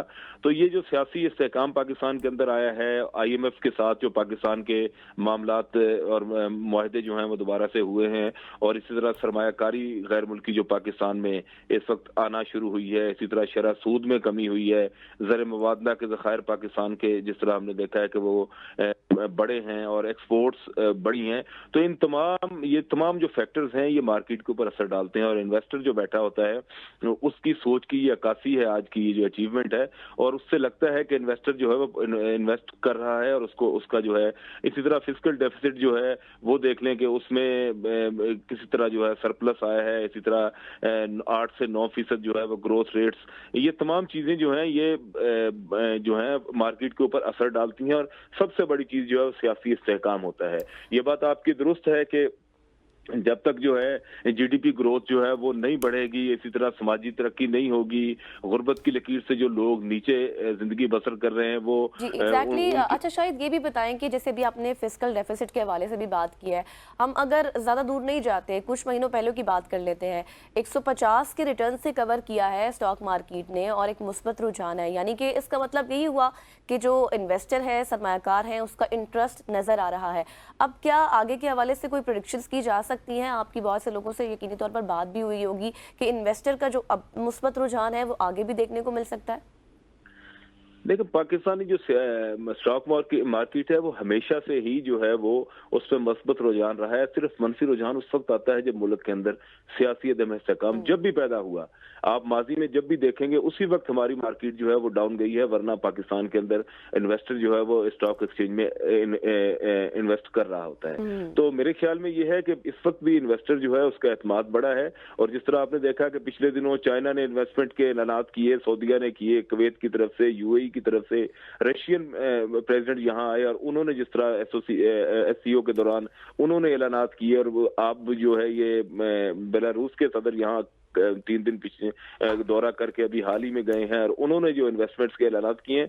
तो ये तमाम चीजें जो होती हैं ये मार्केट पर असर डाल रही होती हैं और इन्वेस्टर देख रहा होता है कि पूरी दुनिया अगर ये यहाँ इन्वेस्ट करने जा रही है। तो शायद आप हमारे साथ रहिएगा। हमें ज्वाइन किया है माहिर मईशत फरहान बुखारी साहब ने। फरहान बुखारी साहब, thank you so much for joining अस। कल भी आपसे बात हुई थी, मईशत के हवाले से हमने इस बात का जिक्र किया था कि दरने किस तरह से मईशत को इफेक्ट करते हैं। शायद अभी एक बड़ी ज़बरदस्त बात बता रहे हैं कि ये जो 100 इंडेक्स है ये लाख अबूर कर जाता अगर पिछले 3-4 दिन में इंस्टेबिलिटी ना होती। How significant that is for Pakistan stock exchange?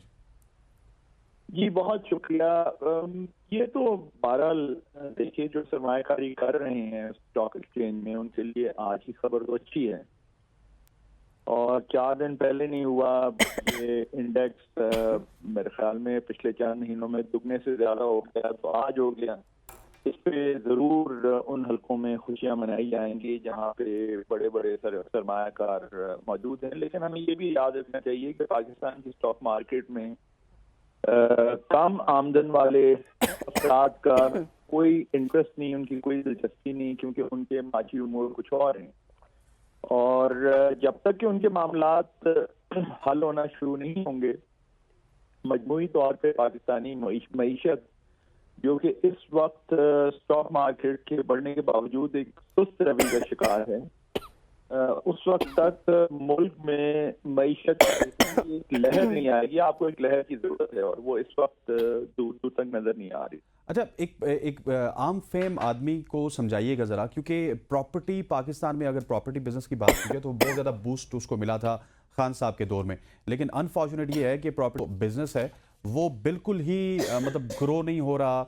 चाहे स्टॉक एक्सचेंज लाख क्रॉस कर जाए, वहाँ पे बहुत ज़्यादा मामला स्टक हुए हैं, जो कि मैं समझता हूँ कि हर बंदा उस बिज़नेस के साथ एसोसिएट होता है आज के ज़माने में।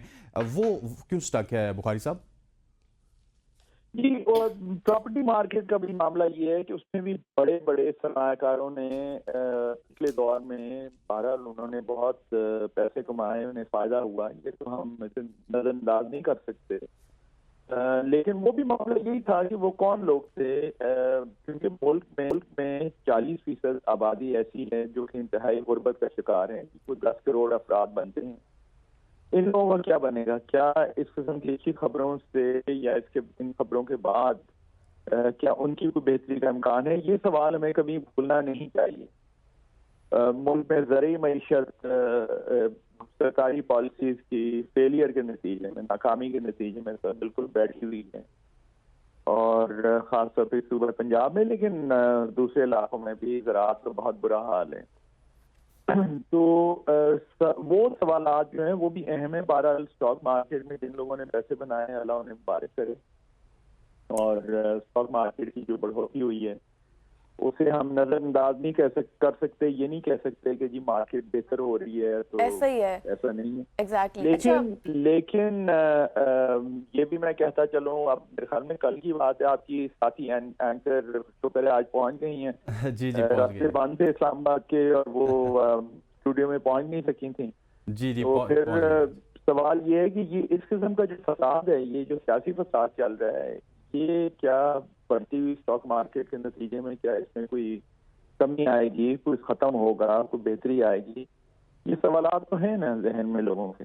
ऐसा ही है। फरहान साहब, अब इसका एक एक्सपेक्ट, जैसे कि आप बता रहे हैं, अब इसका एक एक्सपेक्ट अगर हम देखें 17 माह पहले की बात करें तो इसी मुल्क के हवाले से कहा जा रहा था मुल्क डिफॉल्ट करने जा रहा है, मुल्क दिवालिया होता जा रहा है। लेकिन ये एक बैरोमीटर है, ये एक बड़ा माशी कारनामा है जो ये बता रहा है कि हालात जैसे भी हों फिर भी जो हमारी स्टॉक मार्केट है या फिर जो इन्वेस्टमेंट है उसके मुस्बत रुझानात हैं। जी बिल्कुल सही कह रही हैं, और हमें शुक्र करना चाहिए कि वो 17 माह पहले का जो आप जिक्र कर रही हैं उससे हम एक तरह से निकल आए हैं। जब उसकी कैफियत वैसी नहीं है, और IMF के साथ कर्जा भी पाकिस्तान का हो गया है, लेकिन बहरहाल ये कर्जा है। अब पाकिस्तान को अगले इकदाम की जरूरत है ताकि मुल्क में माशी इस्तेहकाम आए, और दूसरा भी इस्तेहकाम लाने की जरूरत है ताकि आप मुस्तकबिल में अपने स्टूडियोज में इसी तरह आती रहें और किसी दिन मुश्किल ना हो। एग्जैक्टली। बुखारी साहब, मुझे ये बताइएगा, स्टॉक एक्सचेंज की अगर बात करें तो जब वो बढ़ती है तो हमें ये बताया जाता है कि पूरी मार्केट इफेक्ट होती है, मार्केट में अच्छा मुस्बत रुझान आपको देखने को मिलता है। लेकिन अभी सुबह ही हमने खबर दी है ऑयल प्राइसेस के हवाले से, ग्रॉसेस के हवाले से वो महंगी हो रही हैं। सो ये इम्पैक्ट नज़र क्यों नहीं आ रहा? और एक दफ़ा हमने जब आपसे बात की थी तो आपने कहा था कि ये चंद खानदान हैं जो कि स्टॉक मार्केट में ट्रेड करते हैं, उन्हीं को इसका फ़ायदा होता है, इसका हकीकत से कोई ताल्लुक नहीं है। तो ये यही वजह है?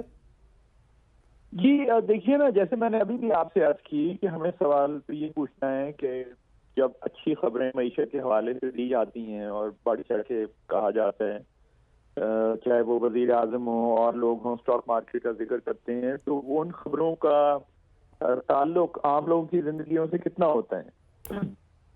स्टॉक मार्केट बढ़ गई, बड़ी अच्छी बात है, मैं तो ये नहीं कह रहा कि बुरी बात है, ये तो अच्छी बात है।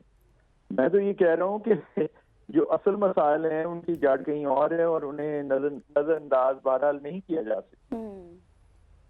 ठीक हो गया। फरहान बुखारी साहब हमारे साथ मौजूद थे, माहिर मईशत। Thank you so much for joining us Farhan Bukhari साहब। बुखारी साहब का जो वो वही बात करते हैं जिस तरह वो पहले कर रहे थे कि ठीक है स्टॉक एक्सचेंज आपकी बढ़ चुकी है, that is a positive indicator, लेकिन हमारा सवाल भी उनसे यही था कि क्या इसका आम आदमी को फ़र्क पड़ेगा, इससे आम आदमी को फ़ायदा होगा। थी ना कि जो असल इश्यूज हैं, जो इंस्टेबिलिटी है, जैसे कि उन्होंने उसकी तरफ कोई नहीं जा रहा, उस तरफ कोई नहीं जा रहा। ये बैरूनी ममालिक से लोग आते हैं, इन्वेस्टर्स आते हैं, इन्वेस्ट करते हैं, ये एक अच्छी बात है। स्टॉक मार्केट का बढ़ जाना, और जैसे कि आप भी बात कर रहे थे, हमारे कॉरेस्पॉन्डेंट भी यही बता रहे थे इससे पहले कि अगर ये इंस्टेबिलिटी ना होती पॉलिटिकल जो गुज़श्ता दिनों में हुई, तो शायद ये पहले भी हो जाता। बिल्कुल ऐसे ही है, बिल्कुल ऐसी है गज़ल। और मुझे हमारी पूरी प्रोडक्शन टीम के साथ इजाज़त दीजिए, इंशाल्लाह कल आपसे मुलाकात होगी। तब तक के लिए अल्लाह हाफिज़। अल्लाह हाफिज़।